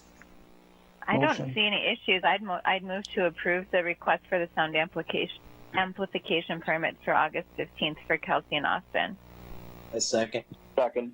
All right, second from Jeff. Do we want to make any comments about whether or not the county level from Health and Human Services, if that anything's going on there, or we're just going to approve the sound amplification and assume that they're going to abide by those particular rules that are in place at that time? Hopefully we're moving on to a different phase than we're currently at. I was wondering, have they then reserved the shelter? Do they get some kind of notification about current restrictions if there's a shelter reservation? I think that they do, but I just want to confirm with Sean. Yes, they have reserved the shelter, and we do tell them we have some signage and things that they need to sign off on based on the current Dane County health regulations. So whether they do follow them or not, that we don't know, but they are aware. They will be aware of what those are. Then I don't think we have to include it in this motion. I would agree. Thanks, Sean. And thanks, Heidi. Any further discussion then? Having heard none, all those in favor? Aye. Aye. Aye. Anybody opposed? Anybody abstain? Motion carries. Second item for new business is discuss and consider the alcohol license application for School Grounds Coffee House for alcohol licensing 2020 through June 2021. John, I'll comment on this one. Okay. As you know, you all had approved an alcohol license for School Grounds, which was a full alcohol license. However, with the current situation, they have decided that they want to go back to their current license, which is a Class B beer and a Class C wine. And it's not a reserve license, so it's less of an expense, and they will not be serving alcohol. It'll just be the beer and wine. Did they get refunded their other amount then? They didn't pay for it because they had indicated that they wanted to not have that license and they wanted to do this one. However, they had to reapply and we had to go through the publication. So they haven't paid for anything yet. So it'll just be the license fee of the $200 plus the publication. And it looks like they might be opening up maybe soon, because it looks like they were looking at a beer garden maybe then. Yeah, this is the same description, their premise description that they had previously.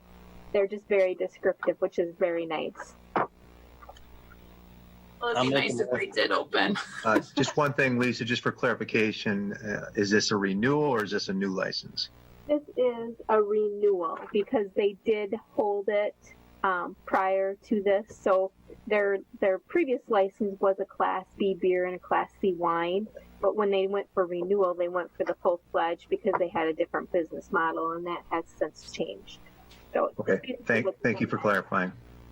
I'll make a motion that we approve the alcohol license application for School Grounds Coffee for the year 2020 to 2021. Is there a second? Second. There's a second, done by Troy. All right, any further discussion? Having heard none, all those in favor? Aye. Aye. Aye. Anybody opposed? Any abstains? Motion carries. All right, then we'll move on to reports from village boards, commissions, and committees. The first one being Public Works and Properties. JJ, I saw that you were on, so I'm going to let you talk instead of me for a little bit, if you're ready. Otherwise, I'll jump in. Yeah, actually, I'll probably end up letting Kevin talk the most during this, but I gave an update on our, you may recall, we had no interest in seasonal labor positions 2 summers in a row. We used that money and brought in a stormwater intern. And so I just gave Vinny a brief update on all the work. Our intern and a half, we have one and a part-time one, and they've done a great job basically getting through a backlog of work on our stormwater side, just with field inspections and things like that.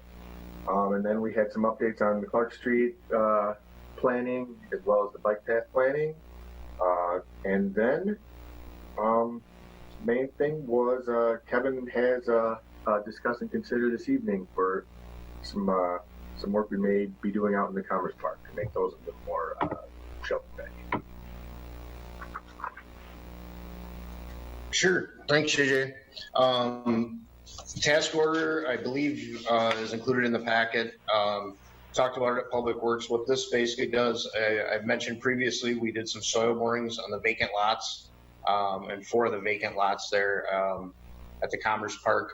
What this will do is do some hand drilling in 2 other vacant lots, basically the one that would be just south of Jimmy John's, kind of around the well site, and the other one across the street from Oakstone, to get some soil samples, and then they'll analyze those soil samples along with the soil borings that were done on the other 4 lots. And basically we can provide those results to the DNR to basically see if we can get any of those lots to, they're required to do infiltration, similar to what we were working with the hotel site and everything. But depending on soils, they could be exempt from that. So the idea is to see if any of those sites could be exempt. It's just one more item that then the village can use to entice developers, as to basically saying we've already done this for you, during their negotiations, and make the lot more desirable for the vacant lots that are still there. So in general, like I said, it's supposed to supplement, we'll provide the soil borings to future developers, and then we would provide this information. It doesn't guarantee that any of them are going to be basically exempt from it. So there may be further investigations that a developer would have, but then they would either know that up front, or there's some work that MSA can do as well, if the village would want to pursue that to try to determine what amounts of infiltration would be needed and stuff. So this is kind of the first step that any developer would have to do.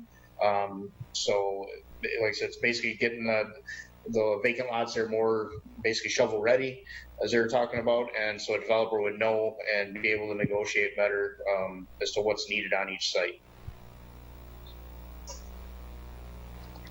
Any questions? This obviously would come out of the TIB too. So I see in the packet that there was an estimate for $13,000 scope of work, and this is for $10,000. Why is there the difference? So the original one was for 13. When I gave it to our stormwater person, they included the lot that Madison Window Cleaning and Oakstone were on. So if you look at the map, at least the updated map, it has those lots that are lettered C and G taken off because they're developed. And when they took those out, the cost went down to, I told them those weren't included, so the cost went down to $10,000. And that's what was recommended by Public Works, was with that amendment down to $10,000. Great, thanks. Other questions regarding this?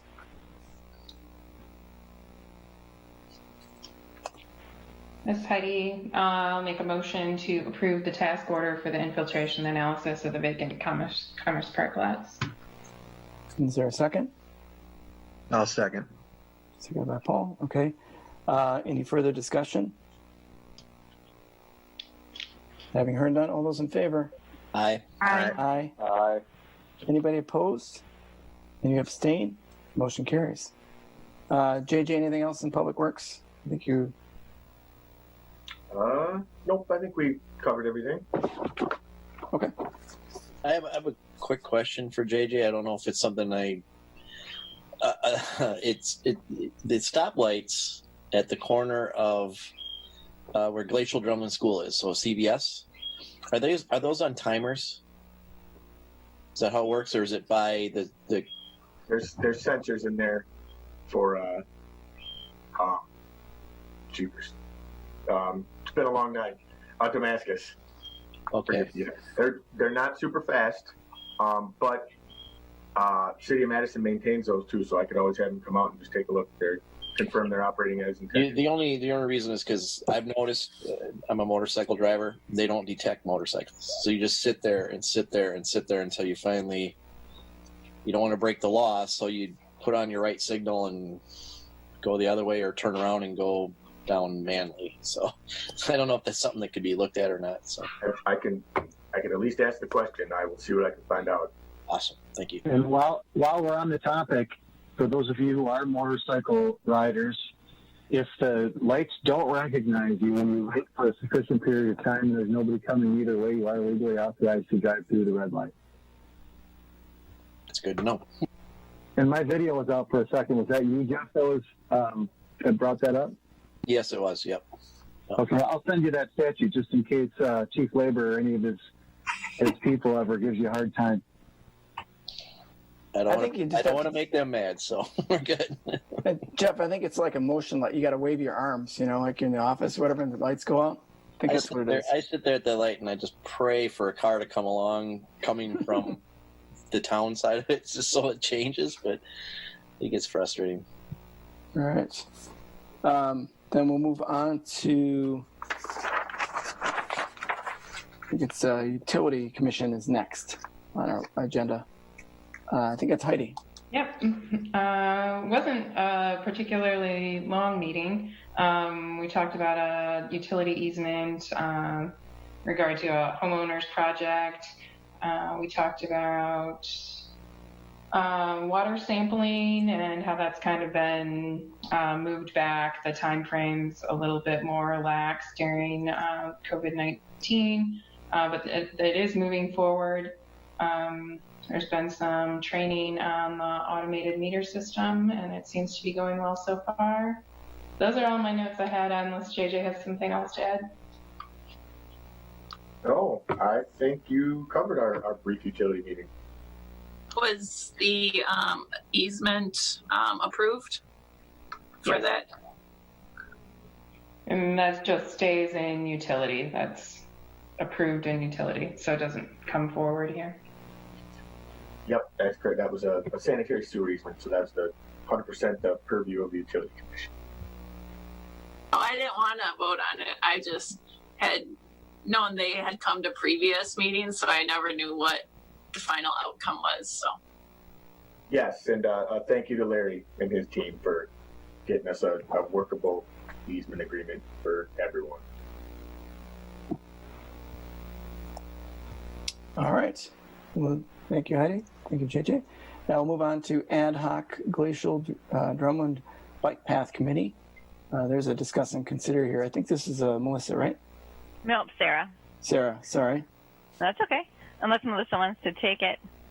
All right, so we met July 7th, I believe, July 9th. And we met out by the Lions Park Shelter and beat the storm barely. And so we decided to stick with our plan for the public involvement meeting. That's going to be on July 30th. We're going to have a virtual option as well as in-person option there at the same place at the Lions Shelter, so that people in the public can walk and see the actual proposed path. We continuing on the same timeline as we have been, so nothing has changed there. I'll get to the discuss and consider as the last thing. We did also approve the route. We had two alternates for the route of the bike path once it got up to Grove Street. And so we chose the alternate that turns coming up Clark Street, turns left onto Grove Street, stays on the east side of Grove until it crosses the park just south of the private property boundary there. And so that motion passed unanimously, and the owner of that property is part of the bike committee, and so he was in favor of that proposal as well. So the discuss and consider is for the relocation order along Clark Street.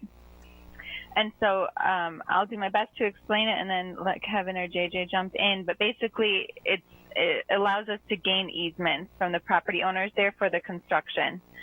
And so that passed the bike committee unanimously, and we're asking for it to be considered here for the full board. Sarah, I'm just going to jump in quick. I think your summary was good. The one thing I was just going to mention is regarding the public involvement meeting on the 30th.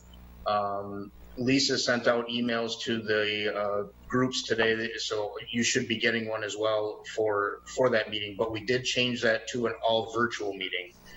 DOT is not allowing any in-person meetings right now, so it'll be a Zoom meeting is the only option right now with that. Okay, so just so you and everybody knows that, and that'll be on the invite as well. So great. And then she is correct on the relocation order. Basically, this will just start the process, but this shows kind of the areas on the private properties between N and Bass Street that will basically be acquired for temporary easement purposes. We are not acquiring any land and fee. All the road improvements are out within the right of way, but these will just be basically following the process so that we'll match back into driveways, and they'll obviously be grading because we'll be right up, next to the private properties and areas and stuff. So that's basically what this is, and this just starts the process so they can start their negotiations and different things and follow the DOT procedure. Make a motion that we approve the relocation order along Clark Street for the Glacial Drumlin Path project. Is there a second? Second. All right, second by Troy, first by Jeff. Any further discussion? Having heard none, all those in favor? Aye. Aye. Aye. Anybody opposed? Anybody abstain? Motion carries. Anything else from the Bike Path Committee? I'll just add real briefly to what Kevin said after we discussed today the fact that the DOT changed it to virtual, that he'll make clear, we'll both make clear at the virtual meeting to any of the affected residents that we'd be willing to meet them on site, discuss specifics, kind of like the committee did at our last meeting out in the field, where you can stand in the road and show them where things will actually be, that we'll be offering that to anybody who'd like to. Do you make sure it's not in a thunderstorm? Try. It is summertime, unfortunately. Okay, we'll move on then to CDA. Jeff? All right, well, we met for the first time since March 9th, last Monday. And the main reason to do that is because we just wanted to reconnect and pick up where we had left off in March. We had discussed the status of the TID 10 urban service area amendment, which we had discussed as a board prior, just kind of filling the CDA in on it because it is pertinent for those members to know. And then the main discussions that we had was on picking up where we kind of left off for marketing. Right before COVID had hit, what we had done was we were looking at our RFPs from companies that professionally market communities and what other communities had done. So we looked at some sample RFPs that other communities had, and then we kind of left it because of what was going on with COVID. We did agree last Monday to kind of move forward with RFPs from now till our next meeting next month in August. Just so we have some to look at, so we have an idea money-wise or cost-wise to be able to come to the board during the budget season and say, hey, this is whether we do that this year or whether we do it next year, but here's the money that, the rough idea what cost would be to do that. Piggybacking off of what Grey Wolf had said earlier with their whole marketing of that area, I think we could do a really beautiful job as a community too to market all the other, we've got TID 6 and 8, and we've got all the ones that are still kind of not filling. And what do we do to help, boost our community in the eyes of people who are outside of our community, and hopefully draw attention to us and be able to market ourselves in a way where companies do want to move in the area, and they don't have to just necessarily be TID 10, but they we've got a community that's wide open for a lot of areas that we could develop in, and but we, you know, as a community, we don't really know 100% how do you market or all that stuff. So, and I think as a board, we'd agree that we're not marketing experts, so it'd be really nice to have somebody that's what they do for a living. So that was the main bulk of what we discussed. So once again, next meeting, what we'll be discussing is we'll be looking at those RFPs that Aaron is working on getting and trying to figure out, you know, cost wise, because I know the budget season's September, October kind of thing, and it'd be nice to come to the board with something. So, but that's what we talked about. So the future agenda item will be that. So, all right. Thanks, Jeff. Then we move on to the Ad Hoc Sustainability Committee. Heidi, you want to take that one? Sure, thanks, John. So Ad Hoc Sustainability met last week, and right now we're working on a few things, documenting current projects, things that we've already done so we can measure progress on that. Started a schedule of postings to Facebook, also building an energy inventory, which will help us in our plans and goals that we're going to set, so we kind of gather where we are and where we want to be and what things we're going to try to improve on in our plans and goals as we move forward. Looking into some other projects to increase tree canopy, electric charging stations, and just starting to gather some initial information on that. Would like to look for some guidance from the board about the solar panel project, which we've talked about before. It started in Utility Commission before I was on Utility Commission, so it's been a discussion for a while. JJ started gathering some background information about the roof life expectancy on the MSB building, just to see what the maintenance schedule is like on that and how we should plan to put the solar panels on in conjunction with any roof improvements that we might need. So it's going to take some coordination between JJ and MSA to kind of move this project forward to the next step before budget cycle. So there would be some kind of proposal that we could consider during budget cycle. So I don't know, JJ, if you have anything extra on, what we might be looking for, direction to let you move forward in gathering that information, or does that kind of summarize? Oh, I think that was good. I guess generally it's been discussed, but it's never been put in necessarily in any plan formally. So just kind of a general direction that the board would be interested in this, and then we can really start putting some hard numbers to it, because it does sound like from the few experts we've talked to, the best practice is to put it on a new roof just so that you line up. So that does add to the cost. But no, that's probably the only direction we need, is just get kind of a project estimate, and we can go from there. Have you reached out to the Madison County Joint Sustainable Committee about other communities and what they've done with solar?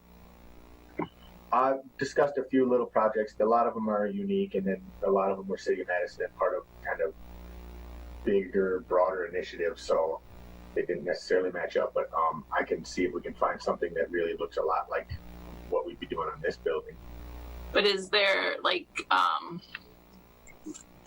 because the one I went to, and I think some of the emails after, if you combine together, like you get better price or something, is that something like this project could be?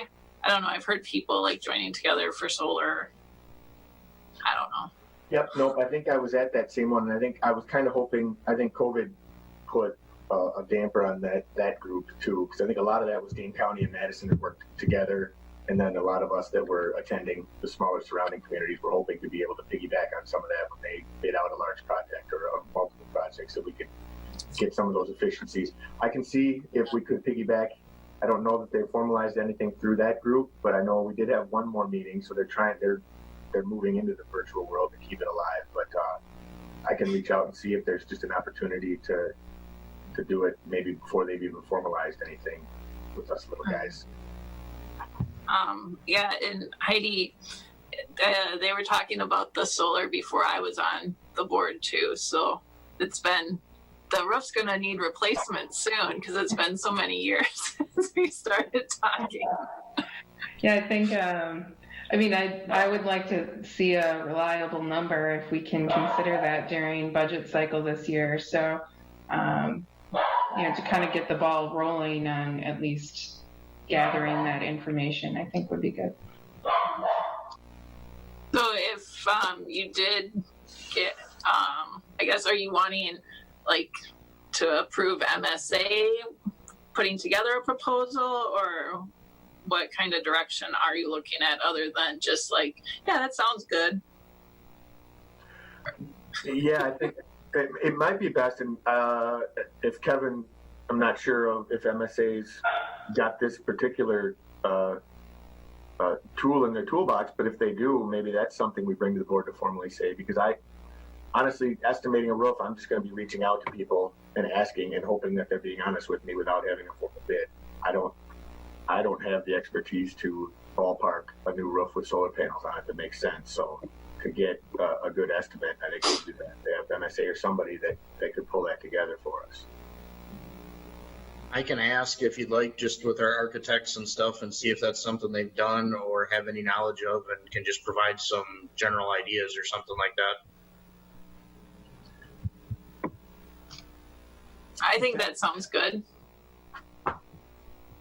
Yeah, at the end of the day, we're going to, whether we put solar panels on there or not, the roof is at 20 plus years old, so it's going to have to be replaced.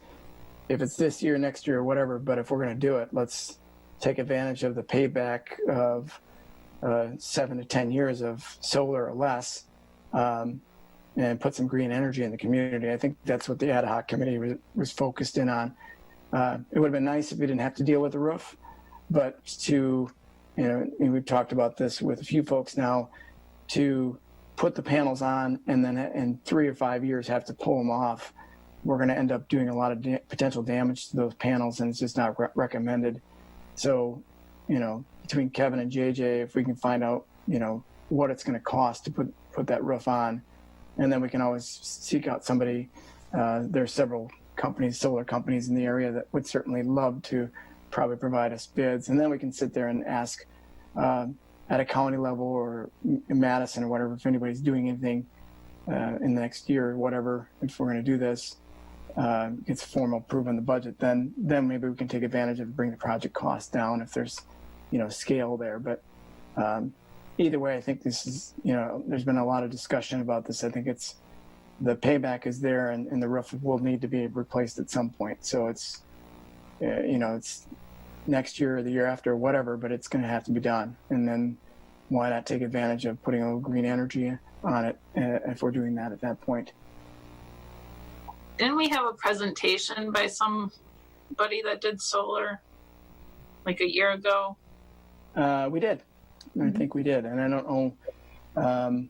We also have somebody that's on the ad hoc committee that's very familiar with this industry as well. And she's been a good asset in this discussion. Great. So do you need some more formal guidance, JJ and Heidi and that committee, or is this good? I guess if the costs aren't going to get crazy, if Kevin's just asking down the hallway at this point, I think we're probably okay. But I'll let Matt speak up if he'd like something more formal. But I think if it's just digging into MSA's expertise, we'd probably be okay for now with this direction. No, I think that's fine, JJ. And we do have a facilities review planned in the budget this year as well, so that would certainly be covered there, the roof and everything. So I think we got the funds allocated already, because we're going to have to inspect that roof and determine how and when it needs to be replaced, and that would be covered in that research in that project. what was the thing we had asked them to do in the facilities study that we decided wasn't like a good use? Like there was something that they weren't gonna do. Was that the sustainability portion of it? I think energy efficiency and sustainability, I think. Yeah. The recommendation by them was, you can bring in other experts, and a lot of times they'll offer their services for free and, let you know. And a lot of times it starts with, and JJ said this to us, and our others have said this, starts with lighting, HVAC, a few other things, that are really easy to do. And so that the evaluation is where are we at with those pieces that are the heavy hitters for us to reduce our footprint. Right. So would the facilities use study really cover the roof then? I'd have to go back and look through the scope of work that was outlined, but we can check that. But hopefully we'll get a little bit of an idea with yelling down the hallway. Hopefully, Kevin. I do think, for what it's worth, just the company that we're contracted here for this year to do just the maintenance on the roof, checking the seams and things like that. I believe the last assessment came back and they put the expected life at 5 to 7 years. I think that is just probably a drop-down menu they have based on the building's age, not necessarily based on anything they're seeing. But it is they have a limited life, even when you do maintain it well. I would have to think that we'd have some information on this, as this is kind of a pretty popular thing with sustainability now for some of the buildings. So I would think we've got some information. It's not my expertise for sure, so I'll ask and find out. All right. Anything else on sustainability committee? That's all I had for my notes, unless you had something to add, John. No, I think you covered it very well. Thank you. Then we'll move on to Plan Commission. Melissa could certainly jump in as well, but we had 2 public hearings associated with the Plan Commission. Both of those related to changes in our comprehensive plan. The first one was related to two zoning changes. One was the expansion and configuration of a planned neighborhood number 6, the Wyden Olson neighborhood. That's the neighborhood that's across from Bakken. And that was, I think, bringing in another 30 or 40 acres that would essentially connect it through to Coffeetown. And that was approved by the commission.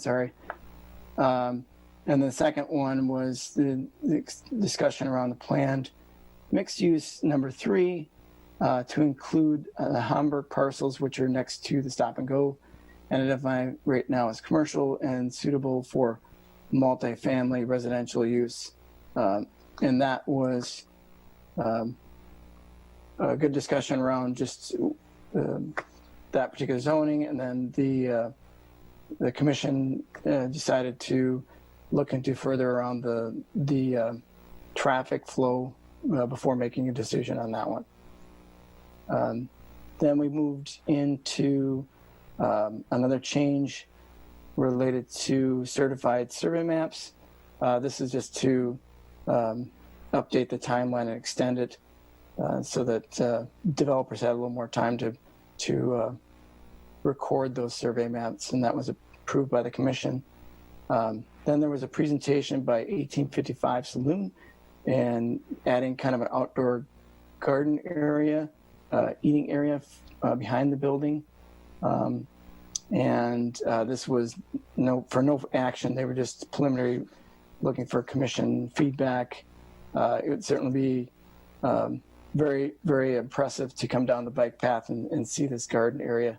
They're talking about unfortunately taking out 2 oak trees that now are either dying or failing, that were originally in that little garden area to preserve them.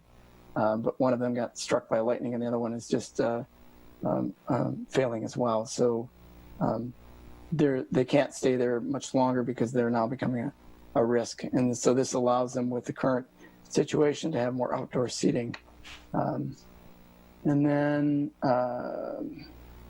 there were two discussions about bond agreements, one with the town of Sun Prairie that's in really early forms right now. And that was a request by the town of Sun Prairie related to feedback in Carpsey. And then the other was a little bit further along with the city of Madison and town of Cottage Grove, and updates there. We provided information to the town in Madison related to areas of future development for the village, and are waiting to hear back from them on those. And then finally, there is discussion about amendment to the Village of Cottage Grove zoning ordinance. When it comes to the conditional use, this is a project that Aaron has been working very diligently on. It's something we talked about where we due to state law changes, we have to kind of flip the way we look at conditional use. And so Aaron gave an update on that and is making, again, some good progress. And we'll start to engage Larry and company on some of those so we can sketch those out so that get those in more of a ordinance form for this board to look at. So on Plan Commission, there was 2 items here discussing consider ordinance -07-2020, amend the Village of Cottage Grove Commerce Plan. And then the second one was discussing the proposed amendment to the Village of Grove subdivision ordinance to extend the timeline related to certified survey maps. Unless you have other things to add to that. Yeah, I did have I sent my email to every committee or every board member so they know my feelings about what happened at Plan Commission. And I do have a question as far as if we amend the comprehensive plan, if there's any cost related to that. Not matter, really. Aaron, no? It's basically my staff time to make the changes, and Lisa puts them on the website. We don't have them, printed copies of them sitting around anymore at this point. Okay, because if the Hamburg property were to go to Plan Commission next month and get approved under another resolution to amend the comp plan, it seems silly to me to do it separately, so that's good to know. And this, I'll just note too that with Plan Commission and other committees, I think it's important that the committees know the priorities of the board and that we want diversity, equity, inclusion to be a part of our community. And that includes having our committees reflect what our priorities are, I think. And so I don't know if there's a way that the board can convey that to our committees, if it needs to be a separate item on the agenda going forward, or if it's just up to board members to convey that at committees. I think that may be important so that the board's priorities can be reflected in our community. One comment, Melissa. I'm glad you brought that up because we can, and probably should, we go through all that work. The board goes through all that work to create the list. We have tons of stuff on our website, and I just realized that's not something we put on our website. So from a starting point for transparency, we'd probably have that on there, and then it would be relatively easy to just point committees to that, or a link could be shared, or an email could be sent out. That's a good idea. And then that would help developers too to know what our priorities are. I think the other part of that would be for citizens to understand why maybe a board made a decision on a budget item versus another decision on a budget item as well, because then they know where these priorities land from the board perspective, and are welcome to provide feedback too.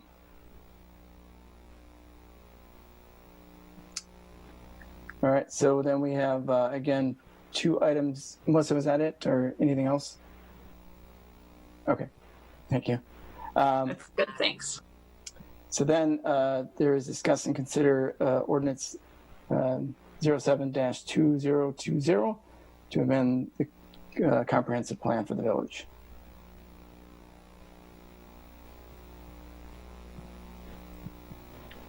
If you want a little bit of background on this, but this is a request that came from Tim Olson.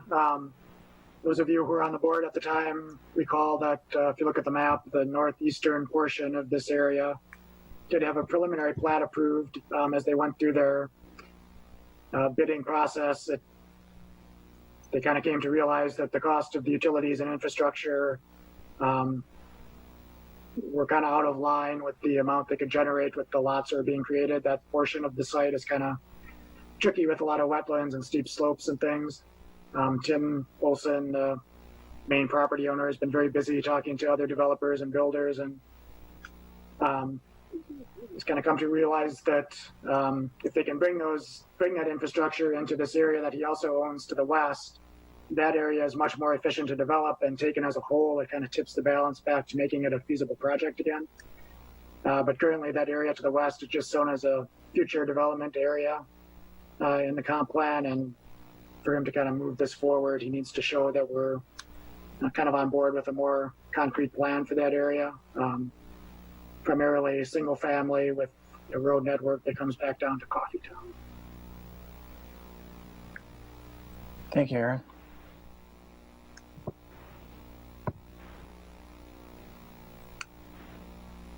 All right, I'll make a motion then to approve ordinance, I think it's resolution, not ordinance, resolution 07-2020 to amend the Village Cottage Grove comprehensive plan for the Wyden Olson property to add in that additional parcel to make it more developable. Is there a second? Second. All right, any further discussion then? Ms. Heidi, I just have a comment about the separation of these 2 updates to the comprehensive plan. And we seem to be continuing to build sprawling developments that have large lot sizes, using that as our only opportunity to build our tax base and provide housing and a workforce within our village boundaries. But we're letting another opportunity pass us by, or potentially traffic lights can be reprogrammed to reduce congestion.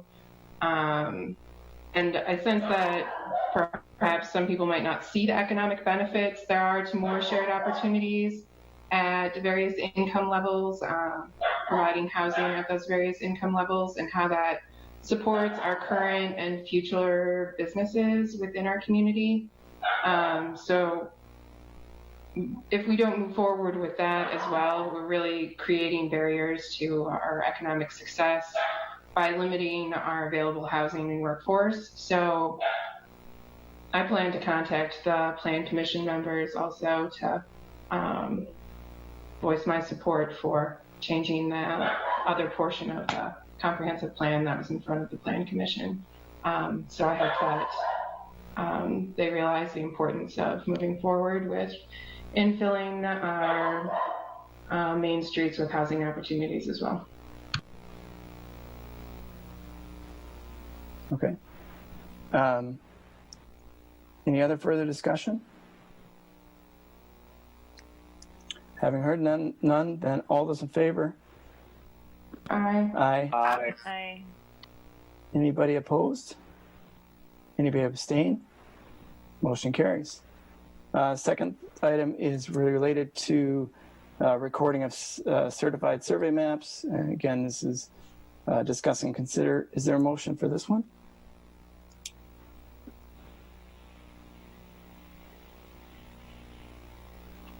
Ms. Heidi, I'll make a motion to amend the subdivision ordinance to extend the timeline for recording certified survey maps as laid out in the staff memo. All right. Second. Any further discussion? Having heard none, all those in favor? Aye. Aye. Aye. Anybody opposed? Anybody abstain? Motion carries. All right. Moving then on to Parks, Rec, and Forestry Committee. This also has a discuss and consider as well. Heidi? Yeah, This is you. I'll start with my notes and then we can move to the discuss and consider. So we had an update. We met last week on Thursday. We had an update from Bill Schultz at Miracle Field. So they're continuing to work on fundraising. COVID-19 has kind of set them back and created some challenges in that front. But their goal is to get some base work done at Bakken Park this year. And then in the spring, they'll have more time to fundraise and then install the adaptive rubber surface in the spring and also the bleachers, dugout, scoreboard, etc. So then be able to get that base work in before the winter this year and then put in these kind of quicker improvements next year. And then they're hoping to open the field mid to late June next year. Also, Bakken Park will be getting a new sign, and that sign will also have Miracle League and the rugby logos on it. So really celebrate everything that Bakken Park has to offer. We'll talk about the Willow Run park replacement. It was planned, and Sean met with the neighborhood group to help plan the equipment. So that bid is in our packet. That is part of our discuss and consider. And then Sean also has an update on programming and shelter reservations as well. So I'm not sure which you'd like to start with. Heidi, real quick, on the signage, are we talking about, have Parks talked about the signage on Main Street? I believe there's only one sign in one direction for, I think it's Fireman's. And I know I've mentioned this to Sean in the past. It would be nice to kind of point people to the splash pad, the, certainly list Bakken Park there and the Miracle Field. I don't know if that's part of the signage package or not. This was just a sign at the park, but that is, an interesting, to turn on Clark Street to get there. I'm not sure how that's something we can talk about. Yeah. Okay. Yeah, John, that is something that we're working on, kind of wayfinding stuff that we can do from different points in the village to get people to the Miracle Field, Madison United Rugby, and as well as just Bakken Park as a whole. So, but this was just specifically for the sign, the park sign itself changed design a little bit, and Madison United Rugby as well as the Miracle Field those two entities are paying for half of the sign and the village will pay for the other half of the sign. Okay. So I felt like that was a fair deal for everybody. Oh, absolutely. I was just curious about the getting people there, but if you guys are working on it, that's awesome. I'll just start with kind of the COVID stuff. I'm going to share my screen. We talked.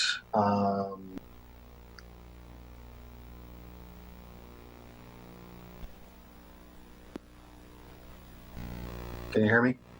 Yes. Okay, good. We talked about getting back to some in-person programming. We felt like, the numbers have obviously went the wrong direction as of recently. But if you can kind of see what I've put up on the screen right there, we put together a list of upcoming programs that basically run the month of August that we feel that we can handle. The majority of them are our Youth Enrichment League programs. So we have a chess camp and a couple of robotics camps that we would typically run in our meeting room, but we are looking to move those back into the fitness area, spread tables out, so make sure that kids are socially distanced. They will be wearing masks indoor. We will not have any more than 9 kids involved in those programs at any one time. It was brought up, a good suggestion made by the committee was we were a little concerned about, younger kids and coming into our workspace and using restrooms. So it was brought up that we may, a good idea would be to rent a porta potty for that time frame and just kind of put it in the back, and then those folks could use the porta potty as needed. So we feel pretty good about our youth enrichment camps. We'll provide hand sanitizer, masks, those things. They will be, again, socially distanced, and they will only be using their own equipment. Our cheer and tumbling program, again, social distancing there, not having any more than 10 kids indoors. They can work in groups. They've put together a pretty comprehensive plan of making sure, again, people are socially distanced, and all the PPE will be in place for that. Our tennis lessons, all these, again, are reduced numbers than what we would normally do. Our tennis lessons starting in August, hand sanitizer, spray. We don't feel that, based on Dane County current regulations, that masks need to be provided outdoors. So we feel really good about that. Our Start Smart Golf, that's up to probably 4 to 5 kids, as you can kind of see on there. That's what we have signed up as of right now. Things that we're looking to not do is our archery, our indoor archery. It's in a very confined space. It does involve our instructors getting really close to the kids. So we just don't feel like that we can operate that one safely. Our wood sign workshop numbers are really down, and our instructor actually did not feel safe about doing that one as well. And then finally, the one that's kind of hanging out there that we don't know about is our flag football program. We're still waiting for more guidelines from Dane County Health as to where flag football falls in to the level of exposure, or so we're kind of keeping that one on hold. Our numbers are down as we've pretty much everybody in the county, their numbers are way down. So it's not looking likely that we'll be able to run our flag football program, but we're hopeful. So, excuse me. That's kind of what we're looking at doing for the month of August. And then again, just kind of taking things as they're taking the information that's put out to us and kind of moving forward. We do have a new program guide coming out second week of August, and we've kind of kept it as is and not scaled anything back, with hopes that we can move forward at some point. And we'll just take each section of the program guide as it comes forward, and as we're instructed by Dane County Health. Does anybody have any questions on that? So are you guys making decisions on a month-by-month basis, or is this kind of approved for the program duration that's listed in that column there? We're really kind of looking at this. We just looked at it because we kind of slow down the month of August overall, just because typically that's a travel month for people. They with baseball and everything else. So we don't program a lot in August, and so we're looking at August alone right now. And then I feel like in the next 2 to 3 weeks we'll have a better picture as to how the rest of the fall will unfold, and then we'll look at that at that point. I guess I'm looking at, so some of the things like cheer, that's an entire, I can't see is that say August 3rd through May 1st for the program duration? That's correct. Right. But yeah, I'm sorry. I can try and make that.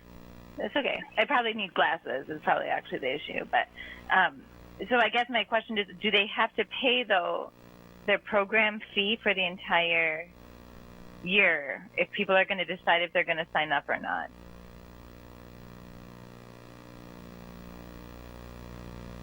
You're on mute, Sean.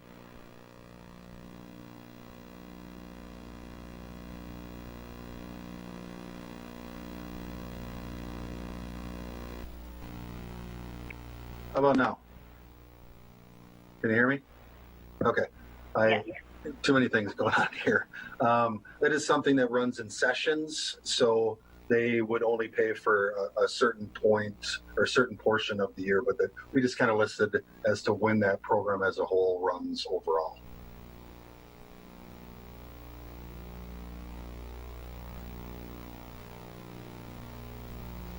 If I guess we didn't cover if only part of a program is completed and then we have to cease that program, do they get a partial refund or not? I guess I didn't ask that, but Sarah's question kind of triggered that. We would certainly do that. We would hope that we would be able to make that decision prior to running the program. We're also finding out that, folks just aren't necessarily interested in registering their either adult programs or youth programs right now. So we would hope to make that decision. That's what we're kind of trying. That's what we're looking at the month of August as a whole, and just basically going that route. And then we'll look at our individual programs as they run or as they come, get ready to run, and figure out where we are with Dane County Health and what we can safely run. Sean, are you guys considering not sending out a physical guide as it relates to everything just being up in the air and doing everything online? We made the decision we had to make the decision in June as to whether we were going to do a program guide with printing with the Herald, and at that point things were looking a little better than they are right now. So we decided we were just going to put our normal program guide out with all of the village information, and move forward from there and just make adjustments. It's not just our program guide. There's obviously, you've seen it, so there's all kinds of other department information in there as well. But we made the decision at that point to just move forward. Thank you. And from a legal standpoint, do we need parents or participants to sign anything specific related to the potential or anything around COVID? I just am curious. I don't know. Maybe not, because people could catch a cold from tumbling or doing golf. Yeah, but and Larry can chime in on this a little bit more if he wants. But we had our liability waiver updated by legal month and a half, 2 months ago, that just kind of made it a more broader spectrum that kind of would encompass the next thing, for lack of a better term. And so, yes, that is a mandatory box that people must sign off on when they enroll in the program. Yeah, I don't have much to add to that other than, Rick looked at this and really revised it in a way that as Sean said, it really captures whatever the next COVID-like thing will be. Hopefully there is nothing like COVID again, but we just made sure the language covers whatever harm might come of somebody as a result of being in these programs. Okay, good. Thank you. Hey, Sean, is there a virtual tutor at all program coming up? Not as of yet, but it's something we can certainly look into. That might be really popular.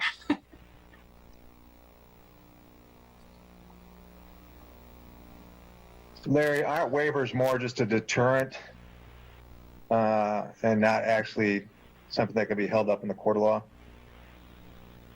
They are they're able to be held up, but it's a loss scenario if you have to defend them.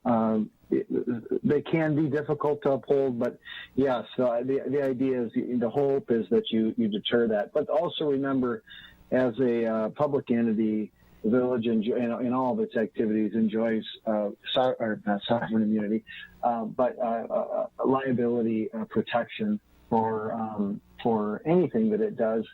The maximum liability for the village is $50,000, and that's only in circumstances in which it doesn't act in a ministerial role that it should. So there's a lot. We're really putting a lot of bricks in the protection wall as the best we can. Thank you. One final question. Sorry. Do you know, are other communities opening up their youth programs as well? Are we kind of in line with what the rest of the communities of Dane County are doing? You're on mute again, Sean. How about now? Cheapers, sorry. A lot of them are doing something, and it seems to be the more the virtual stuff, just as we are too, but folks are trying to provide opportunities, and even MSCR has offered some increased programming. So yes, people are cautiously moving forward. I could probably speak from my organization that, we're moving forward with very similar programs as Sean had suggested. The fall is just so up in the air. I mean, I've even heard that there's a potential that youth sports won't even happen in the fall. So most of the focus, right now is on, the complexity of the school districts and organizations looking at, what level of care, child care, families are going to need. Thanks. That's helpful. All right, and also on this, we have a discuss and consider award to bid for the playground for Wilson Run Park. Sean or Heidi, I don't know if you want to elaborate any more than what's in the packet. I can start off. Sean had met with a neighborhood group to plan an equipment update. So that was planned for this year to update Willow Run. The neighbors helped design what will be put here. So there's a zip line, which is pretty cool. And this will come out of the park development fund. So that's paid by the park fees as we have developers pay those fees. So Sean, I don't know if you want to add anything. No, we're pretty excited about it. We had 6 different proposals. All of them were very good. What really it kind of came down to is that Burke, as I mentioned in the packet, Burke is a Wisconsin-based company out of Fond du Lac, and Lee Recreation that would do the installation is out of Cambridge, and so the folks just kind of decided to buy local. And one other part of it too, as it's in the packet, is we're saving a pretty good chunk of money by having a local contractor do our concrete stuff. So we're able to turn that money and put it back into the playground as play structure features instead of just concrete. There's the accessibility features to the poured in place to access swings and slides and stuff. So I think that's what you can see if you can look at the screen, you see that in the dark blue area on the ground. So that does help make our playground more accessible. I'll make a motion to approve Lee Recreation to install the playground equipment at Willow Run Park. A second. Motion second then. Any further discussion? Having heard none, all those in favor? Aye. Aye. Aye. Anybody opposed? Anybody abstain? Motion carries. John, if I can just chime in about one more thing, if that's Sure. okay, real quick. We also did talk about our Music in the Grove events. And we kind of, right now we're canceling the next one, which would be August 6th. But I'm currently working on a plan B for some community programming, and we're looking at doing a drive-in movie at Fireman's Park on August 16th. So I'm working with some sponsors to see if that can happen. It's looking very favorable right now. But there'll be more information to come. So our committee felt like it was really important to try and do something community-based instead of continuing to cancel. All right, thanks, Sean. Our next meeting is August 20th, and it's going to be a Zoom community meeting to work on the master plan for the West Lawn Parks as part of Hamburg's plan to keep growing West Lawn. You might remember the 22-acre park.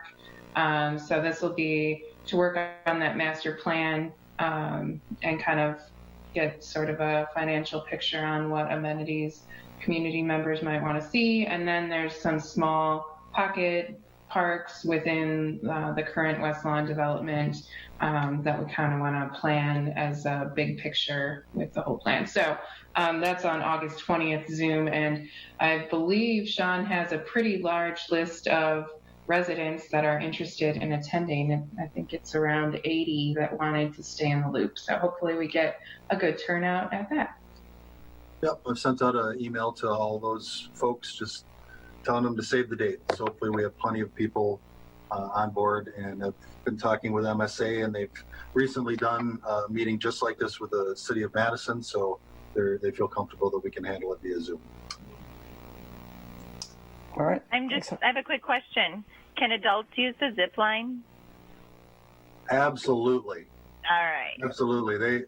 Recently there's one put in Stoughton, and I drive by that park every day, and it's packed every day. I guarantee you that this neighborhood will see an influx in people using our park there. All right. Thanks, Heidi and Sean. Moving on to Deer Grove EMS. Troy, I think that's you. That it is.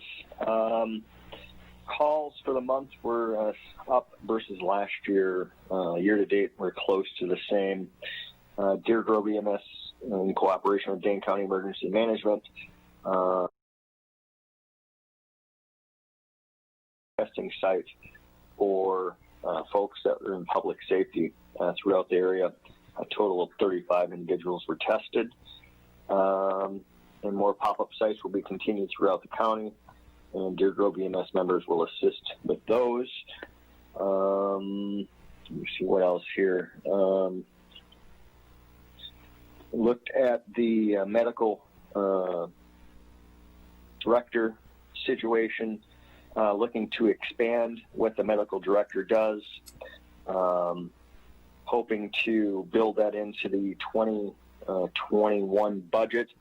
We do have a proposal from Madison Emergency Physicians to start on September 2020, maintain the current cost until January 1st of 2021. And then we also had a virtual, if you want to call it, a demonstration of some new medical devices that the department has purchased. And next meeting is on August 20th, and that'll be another virtual meeting. All right.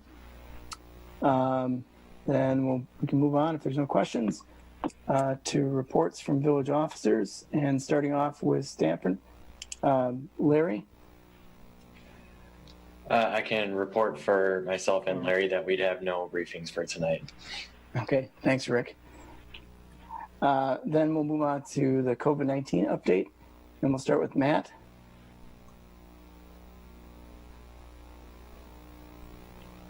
You're on mute, Matt. I pulled a Sean. Sorry, Sean. Not a ton to report. Obviously, the new Dane County order is what we're under, and with that, as far as Village Hall, we are where before we were starting to increase staff again. In this case, we're pulling back and trying to limit the amount of staff, and that's working out quite well. The new plexiglass shields are all being utilized, and yeah, that's about it from Village Hall perspective, and that's all I have. I had a question. Is there anything in our little folders? Since none of us can go there. Good question, Lisa. She's gonna go check. Let us know. I guess email us so we can come. I can come pick up mine if there is anything, which probably there isn't. It's probably just junk mail like you get at home too, I think. That's what I've seen. All right, well, then we'll move on to Chief Labor.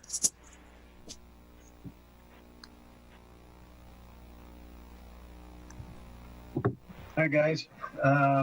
At the police department, nobody's tested positive. We have been getting tested fairly regularly, so keep our fingers crossed for until they get a vaccine for this. We have had zero issues for the most part in the village with people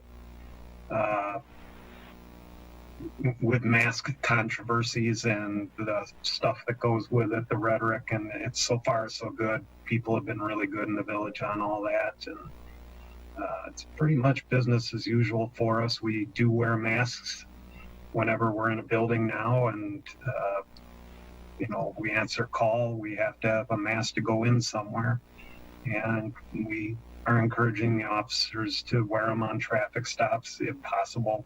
Sometimes you can't talk on the radio wearing a mask and have them understand you.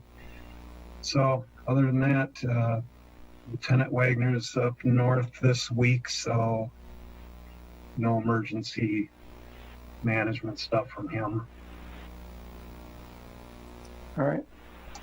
Thanks, Chief. JJ. Not much to add besides our staff is masked up a lot more when they're in the building near each other.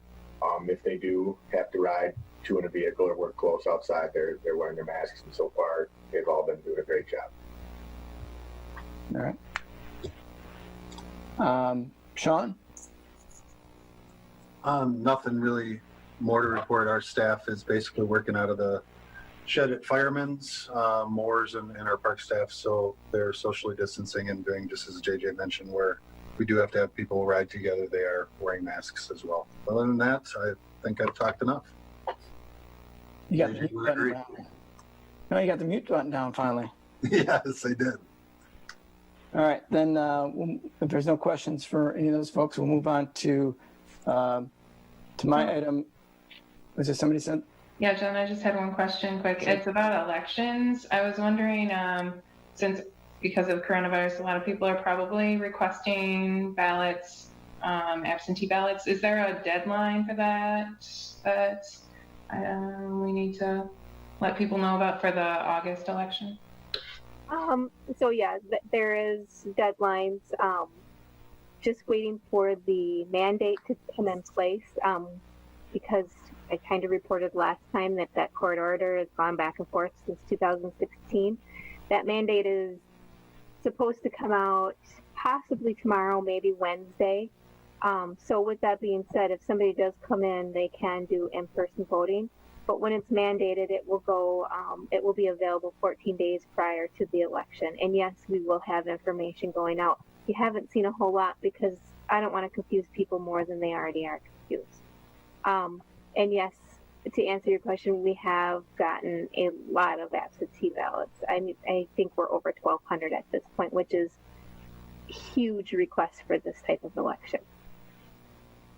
Glad that people are still are well engaged when maybe they wouldn't have been before. So good. We are very much engaged, and nobody has an email, so you're all good. Thanks, Lisa. All right. So then we'll move on to discuss and consider a few nominations for the board for some village committees that have been vacant. These are in particular for some citizen members that weren't able to continue their current roles. And so I've listed out Katie Schweitz and Kevin Green for public relations, utilities, John Russell, and zoning board of appeals, Kevin Green again.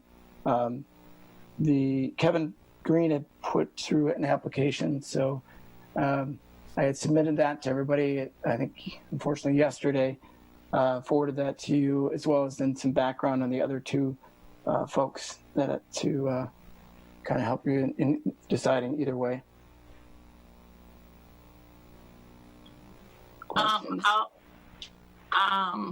Yeah, I thought the purpose of doing the applications was so that we could have more information from the applicants about themselves and what they would want. And I think it goes to inclusivity and equity to have everybody complete those that gets nominated to a committee. So I'm the information you provided was, all right, but I'd rather have people complete the application, so I can't vote for Katie or John. Kevin, with his completing of the application, I think he would be good for public relations and zoning board. But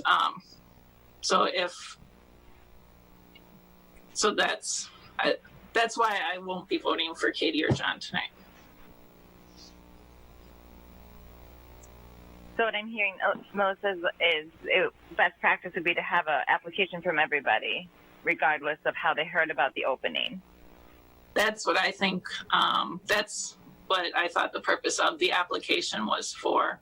And I think even if somebody does hear about it or get asked to be on a committee, I think for inclusivity and equity, that it's better to have everybody complete the application. So it's not just a word of mouth type of situation.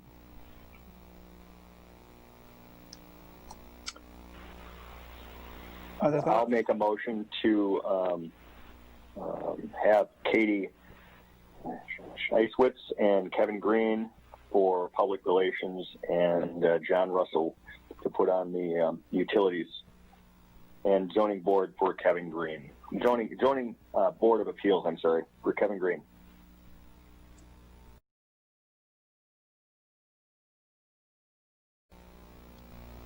This is Heidi, I'll second. But I do have a comment, I guess, now that we do have that application. I would agree that I think we should have everyone fill it out. It's fairly simple. So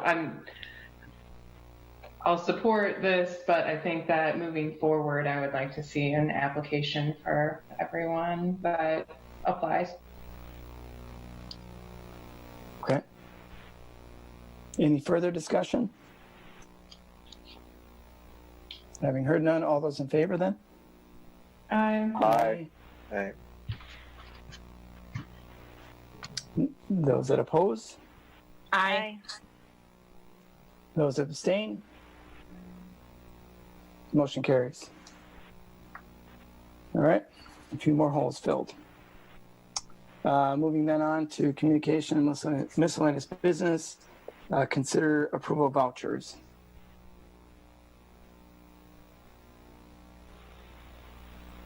If I can ask a question,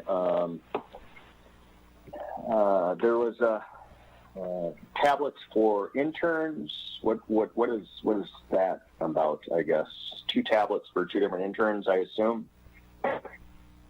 It was a tablet for, it's just for, forgive me, I gotta pull it up. But we got 1 tablet actually shared with our intern and a half, basically to do field inspections on the stormwater stuff. But after that, it'll be another one that our staff can take. You know, we've only got between myself, foreman, and 1 other one for everybody to share. So with our GIS now, it's just a good one to have for future too. But our intern used it for field inspections and mapping out in the field. And then will those be utilized after the interns are gone? Because I assume that they're interns that they're done in August. Is that right?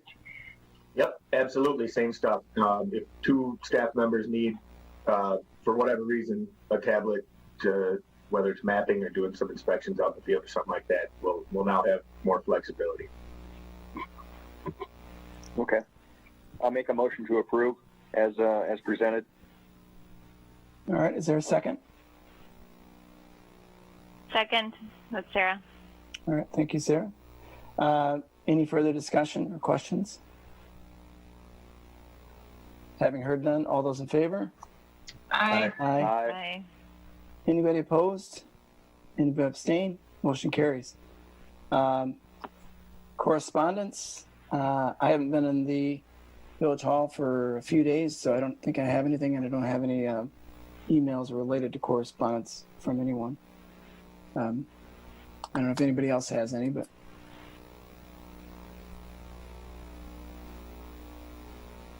Okay, then we'll move on to upcoming community events. Sean touched on a few potentials. Do others have any?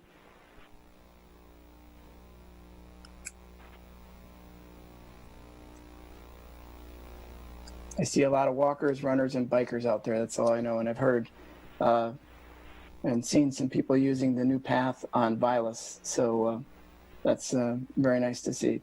I used it today. There we go. Really great. I did too. Future agenda items then?